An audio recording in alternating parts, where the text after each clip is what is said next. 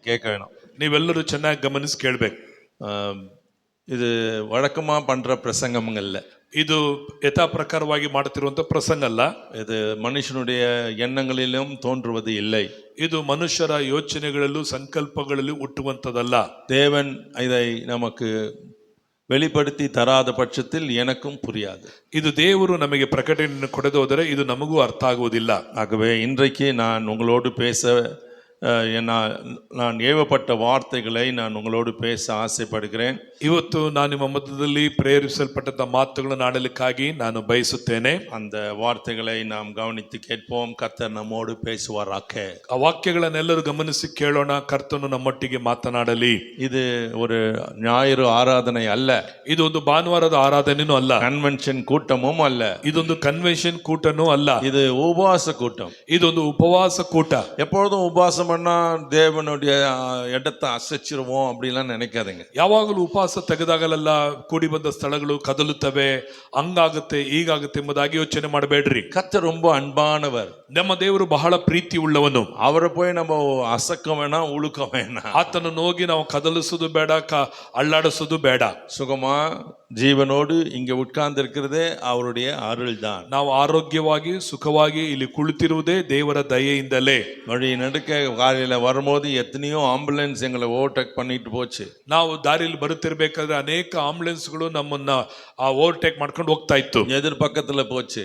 ನಮ್ಮ ಮುಂದೆಗಡೆನು ಹೋಗ್ತಿತ್ತು. அவங்களுக்கெல்லாம் ஏன் சுகம் இல்லை, நான் நல்லா சுகமா இருக்கேன்னு நினைக்கிறீங்கன்னா அது ஆண்டவருடைய கிருபை தான். ಅವ್ರಿಗೆಲ್ಲ ಸೌಖ್ಯ ಇಲ್ಲ, ನಮಗೆ ದೇವರು ಸೌಖ್ಯ ಕೊಟ್ಟಿದ್ದಾನೆಂದ್ರೆ ಅದು ದೇವರ ಕೃಪೆಯಿಂದಲೇ. ஆகவே கர்த்தருக்கே மகிமை உண்டாகட்டும். ಆದ ಕಾರಣ ದೇವರಿಗೇನೆ ಮಹಿಮೆ ಉಂಟಾಗಲಿ. உபவாச ஜெபம் அப்படின்னு நினைத்தால், ಉಪವಾಸ ಪ್ರಾರ್ಥನೆ ಎಂದು ನೆನೆಸಿದರೆ நாம் ஆண்டவரிடத்திலே போராடுவதற்கு இல்லை, ದೇವರ ಬಳಿಯಲ್ಲಿ ನಾವು ಹೋರಾಡುವುದಕ್ಕಾಗಿ ಅಲ್ಲ, ஆண்டவருக்கு முன்பாக நம்மை தாழ்த்துவதற்கு, ದೇವರ ಬಳಿಯಲ್ಲಿ ನಮ್ಮನ್ನು ನಾವು ತಗ್ಗಿಸಿಕೊಳ್ಳುವುದಕ್ಕೆ, ஆண்டவருடைய சமூகத்திலே நம்ம யார் என்பதை அறிந்து கொள்வதற்கு, ದೇವರ ಬಳಿಯಲ್ಲಿ ನಾವು ಯಾರು ಎಂಬುದಾಗಿ ಅರಿತುಕೊಳ್ಳುವುದಕ್ಕಾಗಿ. நம்முடைய பலன் என்ன, ನಮ್ಮ ಬಲ ಏನು, நம்முடைய பரிசுத்தம் என்ன, ನಮ್ಮ ಪರಿಶುದ್ಧತೆ ಏನು, நம்முடைய தகுதி என்ன, ನಮ್ಮ ಯೋಗ್ಯತೆ ಏನು, நாம் எவ்வளவு தூரம் வந்திருக்கிறோம், ನಾವು ಎಷ್ಟು ದೂರ ಬಂದಿದ್ದೇವೆ என்பதை அலசி ஆராய்ந்து பார்ப்பதுதான் உபவாச ಎಂಬುದು ஜெபம். ಜಾಲಿಸಿ ಅಲ್ಲಾಡಿಸಿ ನೋಡುವುದೇ ಉಪವಾಸ ಪ್ರಾರ್ಥನೆ ಗುರುತಾಗಿದೆ. தேவ சமூகத்துல போய் அழுது பாவ மன்னிப்பை பெற்றுக்கொள்வதற்கு உபவாசிக்கலாம். ನಾವು ಉಪವಾಸವಿದ್ದು ಪಾಪದ ಕ್ಷಮಾಪಣೆಗಾಗಿ ಕಣ್ಣೀರಿದ್ದು ಪ್ರಾರ್ಥನೆ ಮಾಡಬಹುದು.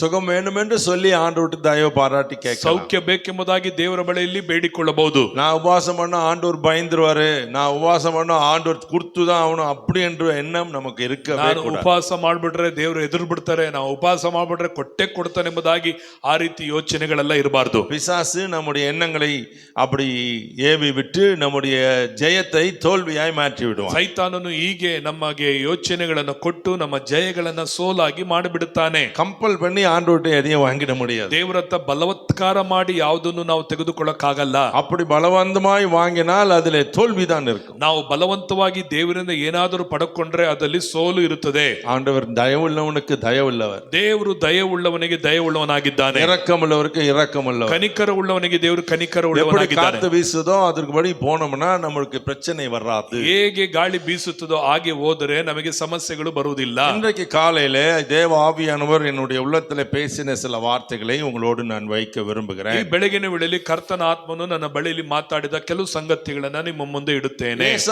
ஏசாயா தீர்க்கதரிசி ஒரு மகிமையான தீர்க்கதரிசி. ಯೆಶಾಯನ ಪ್ರವಾದಿಯು ಒಂದು ಮಹಿಮೆ ಉಳ್ಳಂತ ಪ್ರವಾದಿಯವನು. அவரை கையாளாத ஒரு சுவிசேஷகனும் போதகனும் இருக்க முடியாது. ಆತನ ಹಾಗೆ ಒಬ್ಬ ಸುವಾರ್ತಿಕನು ಒಬ್ಬ ಬೋಧಕನು ಇರಲಿಕ್ಕೆ ಆಗುವುದಿಲ್ಲ. ஆண்டவராகிய இயேசுவும் சுவிசேஷ அவருடைய பிரசங்கத்துல ஏசாயாவை குறித்து பேசி இருக்கிறார். ಕರ್ತನಾದ ಯೇಸು ಕ್ರಿಸ್ತನು ಯೆಶಾಯನನ್ನು ಕುರಿತು ತನ್ನ ಸೇವೆಯಲ್ಲಿ ಮಾತಾಡಿದನ್ನ ನೋಡುತ್ತೇವೆ. வேத புத்தகத்துல வாழ்ந்த மற்ற பரிசுத்தவான்கள் அப்போஸ்தலனாகிய பவுல் கூட லூக்காவை ஏசாயாவை குறித்து பேசி இருக்கிறார். ವೇದದಲ್ಲಿರುವಂತಹ ಅನೇಕ ಪರಿಶುದ್ಧವಂತರುಗಳು ಪೌಲನು ಸಹ ಯೆಶಾಯನ ಬಗ್ಗೆ ಮಾತಾಡುತ್ತಾನೆ. நம்முடைய வேத பண்டிதர்கள் நிறைய பேர் அதை பேசுகிறார்கள். இந்திய தேசத்திலே அவருக்கு ஒரு தனிப்பான பெயர் உண்டு, அதை நான் இப்பொழுது பொதுவத்தில் சொல்ல விரும்பவில்லை. அவரை இங்கே முனிவராக கருதுகிறார்கள். ವೇದದಲ್ಲಿ ಅವರಿಗೆ ಅನೇಕ ಹೆಸರುಗಳು ಉಂಟು, ಆದರೆ ಇಲ್ಲಿ ಅವ್ರನ್ನ ಒಂದು ಋಷಿಯಾಗಿ ಕಾಣುತ್ತಾರೆ.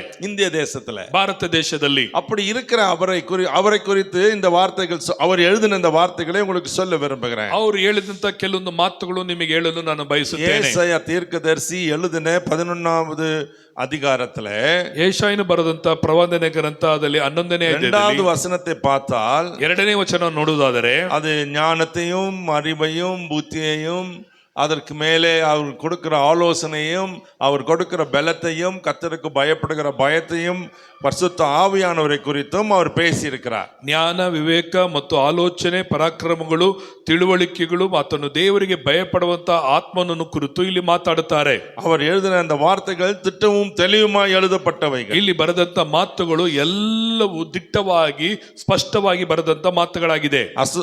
அப்போஸ்தலனாகிய யோவான் தனக்கு வெளிப்படுத்தப்பட்ட விசேஷத்துல அவர் எழுதும் போது இப்படி எழுதுகிறார். ಪ್ರಕಟಣೆಯ ಪುಸ್ತಕದಲ್ಲಿ ಯೋಹಾನನು ಬರೆಯುವಾಗ ಹೀಗೆ ಬರೆಯುತ್ತಾನೆ. யோவான் வெளிப்படுத்தின விசேஷத்துல சொல்லும்போது 7 ஆவிகள், 7 தீபங்கள், 7 நட்சத்திரங்கள், 7 குத்து விளக்குகள், 7 சபையின் தூதர்கள் என்று 7 7 7 என்று 7 அதிகமாக எழுதுகிறதை பார்க்க முடியும். 7 ದೀಪಸ್ತಂಭಗಳು, 7 ದೂತರುಗಳು, 7 ಸೇವಕರುಗಳು, ದೇವತರುಗಳು ಎಂಬುದಾಗಿ ಆತನು ಬರೆಯುವುದನ್ನ 7 7 ಎಂಬುದಾಗಿ ನೋಡುತ್ತೇವೆ.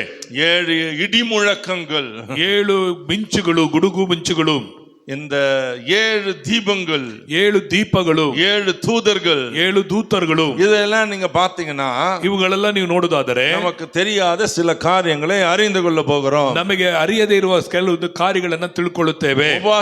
உபாசித்து ஏசாயா தீர்க்கதரிசி எழுதினவைகள், உபாசித்து எசேக்கியேல் எழுதினவைகள், உபாசித்து தானியேல் எழுதினவைகள், உபாசித்து எசேக்கியேல் தீர்க்கதரிசி, இதெல்லாம் பாருங்க உபாசத்துல பிறந்த வெளிப்பாடுகள். ಎಸೇಕಿಯೇಲನು ಆಗಲಿ, ಯೆಶಾಯನಾಗಲಿ, ದಾನಿಯೇಲನಾಗಲಿ ಇವರುಗಳೆಲ್ಲೂ ಬರೆದಂತ ಪ್ರಕಟಣೆಗಳು, ಪುಸ್ತಕಗಳು ನೋಡಬೇಕಾದ್ರೆ ಉಪವಾಸದಲ್ಲಿ ಇಂಥ ಸಿಕ್ಕಿದಂತ ಪ್ರಕಟಣೆಗಳು, ಪುಸ್ತಕಗಳನ್ನ ಬರೆದಿದ್ದಾರೆ. எப்பொழுதும் உபாசம் செய்தால் நமக்கு வெளிப்பாடுகள் வரும். ಉಪವಾಸ ತೆಗೆದುಕೊಳ್ಳುವಾಗ ನಮಗೆ ಪ್ರಕಟಣೆಗಳು ಬರುತ್ತದೆ. ಋಷಿகள் முனிவர்கள் இதை செய்தார்கள். ಇದುಗಳನ್ನ ಋಷಿಗಳು, ಮಹರ್ಷಿಗಳು ಇದುಗಳನ್ನ ಮಾಡ್ತಾ ಇದ್ರು. நம்முடைய வேதத்தில் இருக்கிற ரிஷிகள் அதை செய்திருக்கிறார்கள். ನಮ್ಮ ವೇದದಲ್ಲಿ ಋಷಿಗಳು ಅದನ್ನ ಮಾಡಿದ್ದಾರೆ. நாம் தீர்க்கதரிசிகள் என்று சொல்லுகிறோம், மற்றவர்கள் ரிஷிகள் என்று சொல்லுகிறோம். ನಾವು ಪ್ರವಾದಿಗಳೆಂದು ನಮ್ಮ ಭಾಷೆಯಲ್ಲಿ ಹೇಳುತ್ತೇವೆ, ಬೇರೆಯವರು ಅವರನ್ನ ಋಷಿಗಳೆಂದು ಹೇಳುತ್ತಾರೆ. உபாசித்து ஜெபித்த போது எப்படிப்பட்ட வெளிப்பாடுகள் வரும்? ಉಪವಾಸ ಪ್ರಾರ್ಥನೆ ಮಾಡುವಾಗ ಈ ರೀತಿಯಾದ ಪ್ರಕಟಣೆಗಳು ಬರುತ್ತದೆ. 7 ಇಡಿ ಮುழக்கங்கள், 7 ಮಿಂಚು ಗುಡುಗು ಮಿಂಚುಗಳು, 7 ஆவிகள், 7 ಆತ್ಮಗಳು. இந்த ஆவிகள் என்றால் என்ன? ಈ 7 ಆತ್ಮಗಳೆಂದ್ರೆ ಏನು? ஆவிகள் நமக்கு என்ன செய்கிறது? ಆತ್ಮಗಳು ಏನ್ ಮಾಡುತ್ತೆ? எங்கிருந்து வருகிறது? ಎಲ್ಲಿಂದ ಬರುತ್ತದೆ? பரிசுத்த ஆவியானவர் பேசினாலே உலகத்துக்கு இன்னும் பொறுக்க முடியல. ಪರಿಶುದ್ಧಾತ್ಮನ ಮಾತಾಡಿ ಲೋಕವನ್ನು ಇನ್ನೂ ಸಹಿಸಿಕೊಳ್ಳಕ್ಕಾಗಲಿಲ್ಲ. நேத்து நானும் ஒரு போதகரும் பேசிக் கொண்டிருந்தோம். ನಾನು ಮತ್ತು ಒಂದು ಬೋಧಕರು ನಿನ್ನೆ ದಿನ ಮಾತಾಡ್ತಿದ್ವಿ. அவருடைய 75வது பிறந்த நாள் அன்று, ಅವರ 75ನೇ ವರ್ಷದ ಹುಟ್ಟಿದ ದಿನದಲ್ಲಿ, அந்த பிறந்த நாளில் என்னை அழைத்திருந்தார். ಆ ಒಂದು ಹುಟ್ಟಿದ ದಿನಕ್ಕೆ ನನ್ನನ್ನು ಕರೆದಿದ್ರು. நாங்க 2 பேரும் பேசும்போது சொன்னோம், இந்த அபிஷேகத்தை எத்தனை பேர் எதிர்த்து நின்னார்கள், ஆனால் இந்த அபிஷேகம் தான் உங்களையும் என்னை எவ்வளவு தூரம் உயர்த்தி வச்சிருக்கிறது என்று சொன்னேன். ನಾನು ಅವರು ಮಾತಾಡ್ತಿರುವಾಗ ಹೇಳಿದೆ, ನಮ್ಮ ಅಭಿಷೇಕಕ್ಕೆ ವಿರುದ್ಧವಾಗಿ ಎಷ್ಟು ಜನ ವಿರುದ್ಧವಾಗಿ ನಿಂತರು, ಆದರೆ ಇದೇ ಅಭಿಷೇಕ ಇವತ್ತು ನಮ್ಮನ್ನ ಉನ್ನತವಾದ ಮಟ್ಟಕ್ಕೆ ಎತ್ತಿ ನಿಲ್ಲಿಸಿದೆ ಎಂದು ಹೇಳಿದೆ. எத்தனையோ பேருக்கு இந்த அபிஷேகம் புரியவில்லை. ಅನೇಕರಿಗೆ ಈ ಅಭಿಷೇಕ ಏನಂತ ಗೊತ್ತಿಲ್ಲ. அபிஷேகத்தை தாங்கள் கையாளலாம் என்று நினைக்கிறார்கள். ಅಭಿಷೇಕವನ್ನ ತನ್ನ ಸ್ವಂತ ಕೈಯಿಂದ ಆಳ್ವಿಕೆ ಮಾಡೋಣ ನೆನೆಸ್ತಾರೆ. வேத புத்தகத்தையும் வேத வசனத்தையும் தவறாய் அறிந்திருக்கிறார். ದೇವರ ವಾಕ್ಯವನ್ನ, ವೇದ ಪುಸ್ತಕವನ್ನ ತಪ್ಪಾಗಿ ಅರ್ಥ ಮಾಡ್ಕೊಂಡಿದ್ದಾರೆ. அநேகர் வேதத்தை அறிந்தவர்கள், வேத சான்றுகளை உடையவர்கள், வேதத்தை அதிகமாய் வாசித்து அதிகமான அனுபவம் உள்ளவர்கள் கூட ஆவியானவரை சரியாய் புரிந்து கொள்ள முடியவில்லை. ಅನೇಕ ದೇವರ ವಾಕ್ಯವನ್ನು ಅರಿತದವರು, ಅಭ್ಯಾಸ ಮಾಡಿದವರು, ಅದನ್ನ ಕಲಿತವರು ಸಹ ದೇವರ ವಾಕ್ಯದ ಆತ್ಮನ ಮೂಲಕವಾಗಿ ಅರ್ಥ ಮಾಡಿಕೊಳ್ಳದಂತಿದ್ದಾರೆ. ಕಾರಣವೇನು? வெளிப்பாடு இல்லை, ಪ್ರಕಟಣೆ ಇಲ್ಲ. வெளிப்பாடுகளுக்கு முடிவு இல்லை. ಪ್ರಕಟಣೆ ಎಂಬುದಕ್ಕೆ ಅಂತ್ಯವಿಲ್ಲ. அது ஒவ்வொரு நாளும் ஒரு விதத்துல இருக்கும். ಒಂದೊಂದು ದಿನವೂ ಒಂದೊಂದು ರೀತಿಯಲ್ಲಿ ಇರುತ್ತದೆ. பரிசுத்த ஆவியானவர் சொல்லுகிறதை காது உள்ளவன் தான் கேட்க முடியும். ದೇವರ ಆತ್ಮನು ಹೇಳುವುದನ್ನು ಕಿವಿ ಉಳ್ಳವನು ಕೇಳಲಿ. ஒவ்வொரு நாளும் உன் காது திறந்திருக்க வேண்டும். ಒಂದೊಂದು ದಿನವೂ ನಿನ್ನ ಕಿವಿಗಳು ತೆರೆದಿರಬೇಕು. ஒரு முறை நீ வாசித்தால் உன்னோடு பேசுவார். ಒಂದು ಸಾರಿ ಓದುವಾಗ ನಿನ್ನೊಟ್ಟಿಗೆ ಮಾತಾಡ್ತಾರೆ. இரண்டாவது முறை வாசித்தால் இரண்டாவது முறை வேறு விதமாய் பேசுவார். ನೀನು ಎರಡನೇ ಸಾರಿ ಓದುವಾಗ ಎರಡನೇ ರೀತಿಯಲ್ಲಿ ಬೇರೆ ರೀತಿಯಲ್ಲಿ ಮಾತಾಡ್ತಾನೆ. 10வது முறை வாசித்தால் 10வது முறை 10வது விதமாய் பேசுவார். ನೀನು 10ನೇ ಸಾರಿ ಓದುವಾಗ 10ನೇ ರೀತಿ ರೀತಿಯಾಗಿ ದೇವರು ಮಾತಾಡುತ್ತಾನೆ. 200, 500, 1000 ಮುறை வாசித்தவர்கள் எல்லாம் உண்டு. 200 ಸಾರಿ 500 ಸಾರಿ ಓದಿದವರೆಲ್ಲ ಉಂಟು. ஒவ்வொரு முறை வாசிக்கும் பொழுதும் வேத புத்தகம் அது ஜீவ புத்தகம், அதற்குள்ள ஜீவன் அடங்கி இருக்கிறது, அது நம்மோடு பேசும் பிரியமானவர்கள். ಒಂದೊಂದು ಸಾರಿ ಪ್ರಿಯರೇ ನೀವು ದೇವರ ವಾಕ್ಯವನ್ನು ಓದುವಾಗ ಇದರಲ್ಲಿ ಜೀವವು ವಾಸವಾಗಿದೆ, ಈ ವಾಕ್ಯ ನಮ್ಮೊಟ್ಟಿಗೆ ಮಾತನಾಡುತ್ತದೆ. அது ஒரு கிராம்ஃபோன் பிளேட் அல்ல, ಇದು ಗ್ರಾಮ್ಫೋನಿನ ಒಂದು ತಟ್ಟೆಯ ಒಂದು ಹಾಡಾಡುವಂತ ರೀತಿ ಅಲ್ಲ, ಇದು ಸಿಡಿ ಡಿಸ್ಕ್ಗಳಲ್ಲ, ಅದು ರೆಕಾರ್ಡೆಡ್ ಪ್ರೋಗ್ರಾಮ್ ಅಲ್ಲ, ಅಥವಾ ಒಂದು ರೆಕಾರ್ಡ್ ಆಗಿರುವ ಕಾರ್ಯಕ್ರಮಗಳಲ್ಲ. ಜೀವ ಪುಸ್ತಕಂ, ಇದರ ಹೆಸರು ಜೀವ ಪುಸ್ತಕ.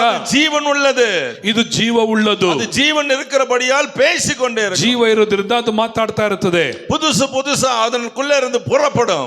ಹೊಸದಾಗಿ ಇದರಿಂದ ಬರ್ತಾ ಇರುತ್ತದೆ. அதற்குள்ளே இருக்கிற வெளிப்பாடுகள் நம்மை ஊக்குவிக்கும், பலப்படுத்தும், தெளிவாக்கும், புத்திமானாக்கும், கல்விமான நாவை நமக்குள்ளே வந்து வைக்கும். ಇವುಗಳಿರುವಂತವು ನಮ್ಮನ್ನ ಜ್ಞಾನವುಳ್ಳವರಾಗಿ, ವಿವೇಕವುಳ್ಳವರಾಗಿ, ಆಲೋಚನೆ ಕ್ರಮಗಳನ್ನು ಉಂಟಿಸುವಂತ ತಿಳುವಳಿಕೆ ಉಳ್ಳವರಾಗಿ ನಮ್ಮನ್ನು ಇದು ಮಾರ್ಪಡಿಸುತ್ತದೆ. நீங்கள் படிக்கவில்லை என்று நினைக்காதிருங்க. ನನಗೆ ಓದಕ್ ಬರಲ್ಲ ಅಂತ ತಿಳ್ಕೊಳ್ಬೇಡ್ರಿ. நான் வெறும் கல்லை தான் உடைக்கிறேன் என்று நினைக்காதிருங்க. ಕಲ್ಲುಗಳನ್ನು ಉடைಯಲಿಕ್ಕೆ ಮಾತ್ರ ಗೊತ್ತು. மலைகளிலே சுற்றி திரிந்து கற்களை நான் குடைகிறவன் என்று நினைக்காதிருங்க. ನಾನು ಅಲ್ಲಿ ತಿರುಗಿಕೊಂಡು ಬಂಡೆಗಳನ್ನು ಒಡೆಯುವನು ಎಂಬುದಾಗಿ ಮಾತ್ರ ತಿಳ್ಕೊಳ್ಬೇಡ್ರಿ. அறிவற்றவர்களை அறிவாளிகளாக்குகிறது இந்த வேத புத்தகம். ಜ್ಞಾನವಿಲ್ಲದವರನ್ನು ಜ್ಞಾನವುಳ್ಳವರಾಗಿ ಮಾಡುವಂತದ್ದು ದೇವರ ವಾಕ್ಯವಾಗಿದೆ. படிக்காதவர்களை படிப்பாளிகளாய் மாற்றுவது இந்த வேத புத்தகம். ಅವಿದ್ಯಾವಂತರನ್ನ ವಿದ್ಯಾವಂತರನ್ನಾಗಿ ಮಾಡುವಂತದ್ದು ದೇವರ ವಾಕ್ಯವಾಗಿದೆ. வேத புத்தகத்தை எழுதினவர்கள், இதில் எழுதின தீர்க்க தரிசனங்களை உரைத்தவர்கள் படிப்பில்லாதவர்கள் என்பதை நீங்கள் மறந்து போய்விடக் கூடாது. ಈ ದೇವರ ವಾಕ್ಯಗಳನ್ನು ಬರೆದಂತವರು ಅನೇಕರಲ್ಲಿ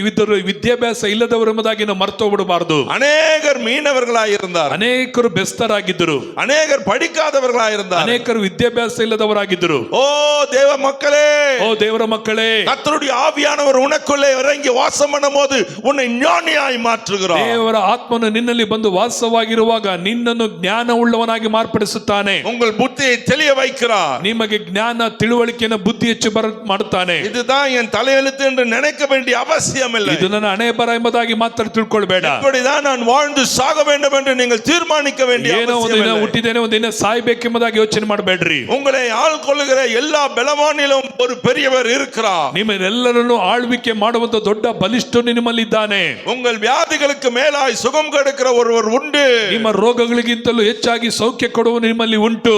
உங்களை ஆட்டி படைக்கிற பிசாசின் கிரியைகளுக்கு மேலாய் அவனை ஒடுக்குகிற ஒரு பல சக்தி வாய்ந்த தேவம் நமக்கு உண்டு. ನಿಮ್ಮನ್ನು ಅಲ್ಲಲೋ ಕಲ್ಲಲೋ ಮಾಡುವಂತ ಸೈತಾನನ ಶಕ್ತಿಗಿಂತಲೂ ದೊಡ್ಡ ಶಕ್ತಿ ನಮ್ಮ ಸಂಗಡ ಉಂಟು. எனக்கு புத்தி வேணும் என்று சொல்லுங்க. ನನಗೆ ಜ್ಞಾನ ಬೇಕೆಂಬುದಾಗಿ ಕೇಳ್ಕೊಳ್ರಿ. சொல்லுங்க, ஆண்டவரே, ಹೇಳ್ರಿ ಎಲ್ಲರೂ, ದೇವರೇ எனக்கு வெளிப்படுத்தும், ನನಗೆ ಪ್ರಕಟಣೆ ಕೊಡು, எனக்கு வெளிப்படுத்தும், ನನಗೆ ಪ್ರಕಟಣೆ ನೀಡು, எனக்கு வெளிப்படுத்தும், ನನಗೆ ಪ್ರಕಟಣೆ ನೀಡು.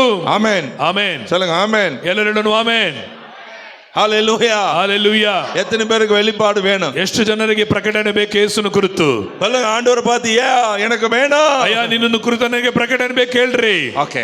பரிசுத்த ஆவியானவர் ಪರಿಶುದ್ಧಾತ್ಮನು உங்களுக்குள்ளே ನಿಮ್ಮೊಳಗೆ வாசம் பண்ண தீர்மானிக்கும் போது, ವಾಸ ಮಾಡಲು ತೀರ್ಮಾನಿಸಿದಾಗ அவர் உங்களுக்குள்ளே ನಿಮ್ಮೊಳಗೆ தேவனுடைய ஆவிகளை அனுப்புகிறார். ದೇವರು ತನ್ನ ಆತ್ಮಗಳನ್ನು ಕಳಿಸುತ್ತಾನೆ. வேதம் சொல்கிறது 7 ஆவிகள். ದೇವರ ವಾಕ್ಯ ಹೇಳುತ್ತೆ 7 ಆತ್ಮಗಳು. அன்றைக்கு நமக்கு தேவையானது அங்கு சொல்லுது. ಅವತ್ತಿಗೆ ನಮಗೆ ಬೇಕಾದದ್ದು தேவனிடத்துல 7 தான் இல்ல, ವೇದ ಪುಸ್ತಕದ 7 ಎಂಬುದಾಗಿ ஏராளமான ஆவிகள், ಏರಾಳವಾದ ಆತ್ಮಗಳು ಉಂಟು. வேதம் சொல்கிறது, ವೇದ ಹೇಳುತ್ತದೆ அவர் 2 பேரை தானே உண்டாக்கினார். ಆತನ ಇಬ್ಬರಂತಾನೆ ಸೃಷ್ಟಿ ಮಾಡಿದ. அவரிடத்துல ஆவி திரளாய் இருந்தது, ಅವರಲ್ಲಿ ಆತ್ಮವು ಏರಾಳವಾಗಿತ್ತು. அப்ப திரளான ஆவி அவரிடத்துல இருக்கு. ಅಂದರೆ ಏರಾಳವಾದ ಆತ್ಮ ಅವರಲ್ಲಿತ್ತು. 2 அவர் ஆதாம் மரியாளை உண்டாக்கினார். ಇಬ್ಬರು ಆದಾಮ ಮತ್ತು ಅವಳನ್ನು ಸೃಷ್ಟಿ ಮಾಡಿದ್ರು. அது தேவ ஞானம், ಅದು ದೇವರ ಜ್ಞಾನ. உங்களுக்கும் எனக்கும் அப்படிப்பட்ட ஞானத்தை கொடுக்கும்படிக்கு தான் இப்படிப்பட்ட கூட்டங்களை அவர் நடத்துகிறார். ಈ ರೀತಿಯಾದ ಜ್ಞಾನವನ್ನು ಕೊಡಲಿಕ್ಕಾಗಿ ದೇವರು ನಮಗೆ ಈ ರೀತಿ ಕೂಟಗಳನ್ನು ಇಟ್ಟಿರ್ತಾನೆ. இன்றையிலிருந்து உங்களுடைய எண்ணங்கள் வித்தியாசப்படும். ಇವತ್ತಿನಿಂದ ನಿಮ್ಮ ಯೋಚನೆಗಳು ವ್ಯತ್ಯಾಸವಾಗಲ್ಪಡಲಿ. உங்களுடைய அறிவு வித்தியாசப்பட போகிறது. ನಿಮ್ಮ ಜ್ಞಾನವು ವಿವೇಕ ವ್ಯತ್ಯಾಸವಾಗಲ್ಪಡುತ್ತದೆ. ஆவிக்குரிய விசுவாசம் பெரிதாக போகிறது. ನಿಮ್ಮ ಆತ್ಮಿಕ ನಂಬಿಕೆ ಹೆಚ್ಚಿಸಲ್ಪಡುತ್ತದೆ. உங்களுடைய வெளிப்பாட்டின் ரகசியங்கள் அதிகரிக்க போகிறது. ನಿಮ್ಮ ರಹಸ್ಯದ ಪ್ರಕಟಣೆಗಳು ನಿಮಗೆ ಹೆಚ್ಚಾಗುತ್ತದೆ. கர்த்தர் தமக்கு பயந்தவர்களுக்கு கிருபை அளிக்கிறார். ದೇವರು ತನ್ನ ಭಯಪಡುವವರಿಗೆ ಕೃಪೆಯನ್ನು ಕೊಡುತ್ತಾನೆ. கர்த்தர் தமக்கு பயப்படுகிறவர்களுக்கு கிருபையையும் ஞானத்தையும் கொடுக்கிறார். ದೇವರು ತನ್ನ ಭಯಪಡುವವರಿಗೆ ಕೃಪೆಯನ್ನು ಜ್ಞಾನವನ್ನು ಕೊಡುತ್ತಾನೆ. ಪ್ರಿಯರೇ, சாதாரண படிப்பில்லாத வீட்டில் இருக்கிற ஒரு ஏழை தாய் தாய்க்கு அந்த ஞானம் உதயமாகும். ಯಾರು ಓದಕ್ಕೆ ಬರದಿರುವಂತ ಸಾಧಾರಣ ಒಂದು ಬಡ ವ್ಯಕ್ತಿಯಾಗಿರುವಂತ ಒಂದು ಸ್ತ್ರೀಗೆ ಆ ಜ್ಞಾನ ಪ್ರಕಟಣೆ ಆಗುತ್ತೆ. அந்த ஞானம் வந்தால் ಆ ಜ್ಞಾನ ಬಂದ್ರೆ உங்களுக்கு வெளிப்பாடுகளும் ரகசியங்களும் வித்தியாசமாகும். தெய்வத்தை அறிய முடியும். ಆ ಪ್ರಕಟಣೆಗಳು ರಹಸ್ಯಗಳು ತಿಳುವಳಿಕೆಗಳನ್ನು ದೇವರ ಕುರಿತಾದಂತ ರಹಸ್ಯವನ್ನು ನೀವು ತಿಳ್ಕೊಳ್ಳಕ್ಕಾಗುತ್ತೆ. இந்த உலகத்தின் ஞானத்துக்கு புத்தகங்கள் உண்டு. ಈ ಲೋಕದ ಜ್ಞಾನಗಳಿಗೆ ಅನೇಕ ಪುಸ್ತಕಗಳು ಉಂಟು. ஆனால் பரலோக ஞானத்துக்கு புத்தகங்கள் எழுதி முடிக்க முடியாது. ಆದರೆ ಪರಲೋಕದ ಜ್ಞಾನಕ್ಕೆ ಪುಸ್ತಕಗಳನ್ನು ಬರೆದು ಮುಗಿಸಕ್ಕಾಗಲ್ಲ. இதுவரைக்கும் அறிந்தவைகள் கொஞ்சமே. ಇದುವರೆಗೂ ನಾವು ತಿಳಿದಿರುವುದು ಸ್ವಲ್ಪವೇ. இன்னும் உடைக்கப்படாத முத்திரைகள் உண்டு பிரியமானவர்களே. ಇನ್ನು ಒಡೆಯಲ್ಪಡದ ಮುದ್ರೆಗಳು ಅನೇಕ ಉಂಟು ಪ್ರಿಯರೇ. கர்த்தருடைய சமூகத்தில் நீ காத்திருக்கும் போது முத்திரைகள் உடைக்கப்படும். ನೀನು ಕರ್ತನ ಸಮ್ಮುಖದಲ್ಲಿ ಕಾದಿರುವಾಗ ಮುದ್ರೆಗಳು ಒಡೆಯಲ್ಪಡುತ್ತದೆ. கர்த்தர் உங்களுக்கு அந்த கிருபைகளை வரும் நாட்களிலே கொடுப்பாராக. ನಿಮಗೂ ಕರ್ತನ ಬರುವಂತ ದಿನಗಳಲ್ಲಿ ಮುದ್ರೆ ಈ ಪ್ರಕಟಣೆಗಳನ್ನು ಕೊಡಲಿ. இந்த ವಸ್ತ್ರಗಾಲ இருக்கிற நீங்கள் அதிகமான ஞானம் பெற்றவர்களாய், அறிவு உற்றவர்களாய், கிருபை பெற்றவர்களாய், வெளிப்பாடுகளை பெற்றவர்களாய் எழுந்திருக்க வேண்டும் என்று தேவன் விரும்புகிறார். ಈ ವಸ್ತುರ್ಗದಲ್ಲಿರುವಂತ ನೀವು ಜ್ಞಾನ ಉಳ್ಳವರಾಗಿ, ಪ್ರಕಟಣೆ ಉಳ್ಳವರಾಗಿ, ವಿವೇಕ ಉಳ್ಳವರಾಗಿ, ತುಂಬಿ ತುಳುಕಿರುವಾಗಿರಬೇಕೆಂಬುದಾಗಿ ಕರ್ತನು ಬಯಸುತ್ತಾನೆ. ಯೇಸುதான் அதற்கு முக்கியமான ஒரு காரணம். ಯೇಸುವೆ ಅದಕ್ಕೆ ಮುಖ್ಯವಾದ ಕಾರಣವಾಗಿದ್ದಾನೆ. கல்வி அறிவு இல்லாதவனாய் இருக்கிறானே, ಯೇಸು ಕ್ರಿಸ್ತನು ವಿದ್ಯಾಭ್ಯಾಸದಿಲ್ಲದವನಾಗಿದ್ದಾನಲ್ಲ, அதற்கு அர்த்தம் என்ன? இவன் பள்ளிக்கூடமே போகலையே. ಅದರ ಅರ್ಥ ಏನು? ಈತನು ಶಾಲೆಗೆ ಹೋಗಲಿಲ್ಲ. இத்தனை ஞானம் அறிவு எங்கிருந்து வந்தது? ಈತನಲ್ಲಿ ಇಷ್ಟು ವಿಧ ಜ್ಞಾನ ತಿಳುವಳಿಕೆ ಎಲ್ಲಿಂದ ಬಂತು? எங்கிருந்து வந்தது? ಎಲ್ಲಿಂದ ಬಂತು? எங்கிருந்து வந்தது? ಎಲ್ಲಿಂದ ಬಂತು ಯೇಸುವಿಗೆ? உங்களுக்கு தெரியாதா? ನಿಮಗೆ ಗೊತ್ತಿಲ್ವಾ? வேதத்தை கவனித்து பாருங்க. ದೇವರ ವಾಕ್ಯ ಶಾಸ್ತ್ರಗಳು ಗಮನಿಸಿ ನೋಡ್ರಿ. லூக்கா 4ஆம் அதிகாரத்துல ಲೂಕ 4ನೇ ಅಧ್ಯಾಯದಲ್ಲಿ பிசாசு இயேசுவை சோதிக்கும்படி வனாந்தரத்துக்கு கொண்டு போனான். ಸೈತಾನನು ಯೇಸುವನ್ನು ಶೋಧಿಸಲಿಕ್ಕಾಗಿ ಅಡವಿಗೆ ಕೊಂಡು ಹೋದ. 40 நாட்கள் அங்கே அவர் உபாசித்து ஜெபம் பண்ணி கொண்டிருந்தார். பசியாமலும் குடியாமலும் 40 ದಿನ ಊಟ ಮಾಡದೆ ನೀರನ್ನು ಕುಡಿಯದೆ ಉಪವಾಸಿದ್ದು ಪ್ರಾರ್ಥಿಸಿದನು. அப்பொழுது பிசாசனுடைய சோதனை காலம் முடிந்த பிறகு, ಸೈತಾನನ ಶೋಧನೆ ಕಾಲ ಮುಗಿದ ಮೇಲೆ தேவதூதர்கள் வந்து அவருக்கு உதவி செய்தார்கள். ದೇವದೂತರುಗಳು ಬಂದು ಆತನಿಗೆ ಸಹಾಯ ಮಾಡಿದರು. யார் அந்த தேவதூதர்கள்? ಆ ದೇವದೂತರುಗಳು ಯಾರು? எதற்கு உதவி செய்தார்கள்? ಏನಕ್ಕಾಗಿ ಮಾಡಿದ್ರು? தேவதூதர்கள் சோறு எடுத்துன்னு வரதுக்கு வேணா டிஃபன் கேரியரா? ದೇವದೂತರುಗಳು ಟಿಫಿನ್ ಕ್ಯಾರಿ ತೊಳಿಗೆ ದೇವದೂತರು அவன ஜொமேட்டோவா? ಅವರನ್ನು ಊಟ ತರಕ್ಕಿದಾರಾ? அவன உங்களுக்கு ஜொமேட்டோன்னு தெரியாது. இந்த ஊர்ல என்னையா இருக்கு ಝೊಮ್ಯಾಟೊ ಅಂತ ಹೇಳಿದಾಗ, ಝೊಮ್ಯಾಟೊ ಅಂತ ಹೇಳಿದ್ರೆ ಮನೆ ಮನೆಗೆ ಊಟ ಕೊಡ್ತಾರೆ ಅವರು. ஆமா, சாப்பாடு என்ன ஆர்டர் பண்ணினா ஹோட்டல்ல இருந்து எடுத்துட்டு வந்து கொடுப்பான், என்ன வேணாலும். ಆ ಝೊಮ್ಯಾಟೊ ಅಂತ ಹೇಳೋರಿಗೆ ಆರ್ಡರ್ ಮಾಡಿದ್ರೆ ಹೋಟ್ಲಿಂದ ಊಟ ತಂದು ಕೊಡ್ತಾರೆ ಮನೆಯಲ್ಲಿ. தேவதூதர்கள் நமக்கு சோறு கொண்டு வரவன் இல்ல. ದೇವದೂತರುಗಳು ಊಟನ್ನು ತರುವವರಲ್ಲ. அவர்கள் பணிவிடை ஆவிகள். ಅವರು ಊಳಿಗದ ಆತ್ಮಗಳು. உடனே நம்ம ஆளுங்களை பணிவிடை செய்யறோம் பார்த்தா நம்ம கால் அமிக்கிடுவான், நம்ம கழுத்து பிடிச்சி அமிக்கிடுவான். ಊಳಿಗದ ಆತ್ಮಗಳಂತ ಹೇಳಿಕೊಂಡು ದೇವದೂತರು ನಮಗೆ ಕೆಲಸ ಮಾಡಕ್ಕಿದ್ದಾರೆ, ಮೈ ಉತ್ತಕ್ಕೆ ಕಾಲು ಉತ್ತಕ್ಕೆ ಇಲ್ಲ ನೀವು ಕುತ್ತಿಗೆ ನಿಲ್ಸ್ಬಿಡ್ತಾರೆ ನೋಡ್ರಿ. ಹಂಗಂದ್ರೆ அவனை க்ளோஸ் பண்ணிட்டு போயிடுவான். ಆತನ ಮುಗಿಸ್ಬಿಟ್ಟು ಹೋಗ್ಬಿಡ್ತಾರೆ. நாம் தேவதூதர்களும் சற்று சிறியவராய் இருக்கிறோம் என்று வேதம் சொல்கிறது. ನಾವು ದೇವದೂತರಿಗಿಂತ ಸ್ವಲ್ಪ ಕಡಿಮೆ ಆಗಿದ್ದೇವೆ. இயேசுவை குறித்து என்ன எழுதியிருக்கிறது? ಯೆಶಾಯ ಏನು ಹೇಳ್ತಾನೆ? அவர் தேவதூதர்களும் சற்று சிறியவனானார். ದೇವದೂತರಿಗಿಂತಲೂ ಆತನು ಸ್ವಲ್ಪ ಕಡಿಮೆ ಆಗಿದ್ದನು. இயேசுவே சிறியவனானார்னா நீங்கள நானே யார்? ಯೇಸುವೆ ಕಡಿಮೆ ಆಗಿದ್ದೇನೆ ಅಂದ್ರೆ ನೀವು ಮತ್ತು ನಾವು ಯಾರು? மகாபலசாலிகளான தூதர்கள் உண்டு. ಬಲಕರ್ಮಶಾಲಿಯಾದ ದೇವದೂತರುಗಳು ಉಂಟು. ஒருத்தன் சூரியனை அணிந்திருந்தான். ಒಬ್ಬನು ಸೂರ್ಯನನ್ನೇ ಧರಿಸಿಕೊಂಡಿದ್ದ. ஒருத்தன் மேல் மேகம் இருந்தது. ಒಬ್ಬನ ಮೇಲೆ ಮೇಘ ಇತ್ತು. ஒருத்தன் மேல் 7 வர்ணம் கொண்ட ரெயின்போ இருந்தது. ಒಬ್ಬನ ಮೇಲೆ 7 ವರ್ಣಗಳು ಉಳ್ಳಂತ ಆ ಬಣ್ಣ ಉಳ್ಳವನಾಗಿದ್ದನು. என்ன விளையாடுறீங்களா? ಅದೇನು ಗೊತ್ತಾ? ஒரு தூதன் வந்தான், அவனுக்கு ஞானம் என்று பெயர். ಒಬ್ಬ ದೂತನು ಬಂದ, ಜ್ಞಾನ ಎಂಬುದಾಗಿ. ஒரு தூதன் வந்தான், அவனுக்கு தூதுவன் என்று பெயர். ಇಬ್ಬನು ದೂತ ಬಂದ, ಸಂದೇಶಗಳನ್ನು ತರುವನು ಎಂಬುದಾಗಿ. உங்களுக்கு புரியறதுக்காக மெதுவா பேசுறேன். ನಿಮಗೆ ಅರ್ಥ ಆಗಲಿಕ್ಕಾಗಿ ನಿಧಾನವಾಗಿ ಮಾತಾಡ್ತಿದ್ದೇನೆ. தேவ தூதர்கள் நமக்கு கொடுக்கப்படுகிறார்கள். ದೇವದೂತರುಗಳನ್ನ ದೇವರು ನಮಗೆ ಕೊಡಲ್ಪಡುತ್ತಾರೆ. எத்தனை பேருக்கு வேணும்? ಎಷ್ಟು ಮಂದಿಗೆ ದೇವದೂತರು ಬೇಕು? அவங்க கூட கவர்னன்ட் பண்ணுங்க. ಅವತ್ತನೊಂದಿಗೆ ಒಡಂಬಡಿಕೆ ಮಾಡ್ಕೊಳ್ರಿ. சொல்றது புரியல? ನಾನು ಹೇಳತ್ತಾಗ್ತಿಲ್ವಾ? அவன் கிட்ட சொல்லணும், என் கூடவே நீ இருக்கணும். ಅವ್ರ ಹತ್ರ ಹೇಳ್ಬೇಕು, ನಮ್ಮ ಸಂಗಡಲೇ ಇರ್ಬೇಕು. கூடவே இரும் அப்படி பாடுறீங்கல்ல, ಜೊತೆಯಲ್ಲೇ ಇರು. ஓ இயேசுவே, ಓ ಯೇಸುವೆ, நான் உம்மை விட்டு வாழ முடியாது. ನಾನು ನಿನ್ನನ್ನು ಬಿಟ್ಟು ಬಾಳಲಾರೆನು. பாஸ்டர் நன்றா பாடுவீங்களா? பாஸ்டர் பாடுங்க. என் பக்கத்திலே இரும். ಓ ಯೇಸುವೆ, ನಿನ್ನನ್ನು ಬಿಟ್ಟು ಬಾಳಲಾರೆನು. ನನ್ನ ಹತ್ತಿರವಿರು. ಓ ಯೇಸುವೆ, ನಿನ್ನ ನಿನ್ನನ್ನು ಬಿಟ್ಟು ಬಾಳಲಾರೆನು. ನನ್ನ ಹತ್ತಿರವಿರು Come on, sing. ಓ ಯೇಸುವೆ, ಎಲ್ಲರೂ ಸೇರಿ ಹಾಡೋಣವಾ? ಬಾಳಲಾರನು. ನನ್ನ ಹತ್ತಿರವಿರು ಓ ಯೇಸುವೆ, ನಿನ್ನನ್ನು ಬಿಟ್ಟು ಬಾಳಲಾರನು.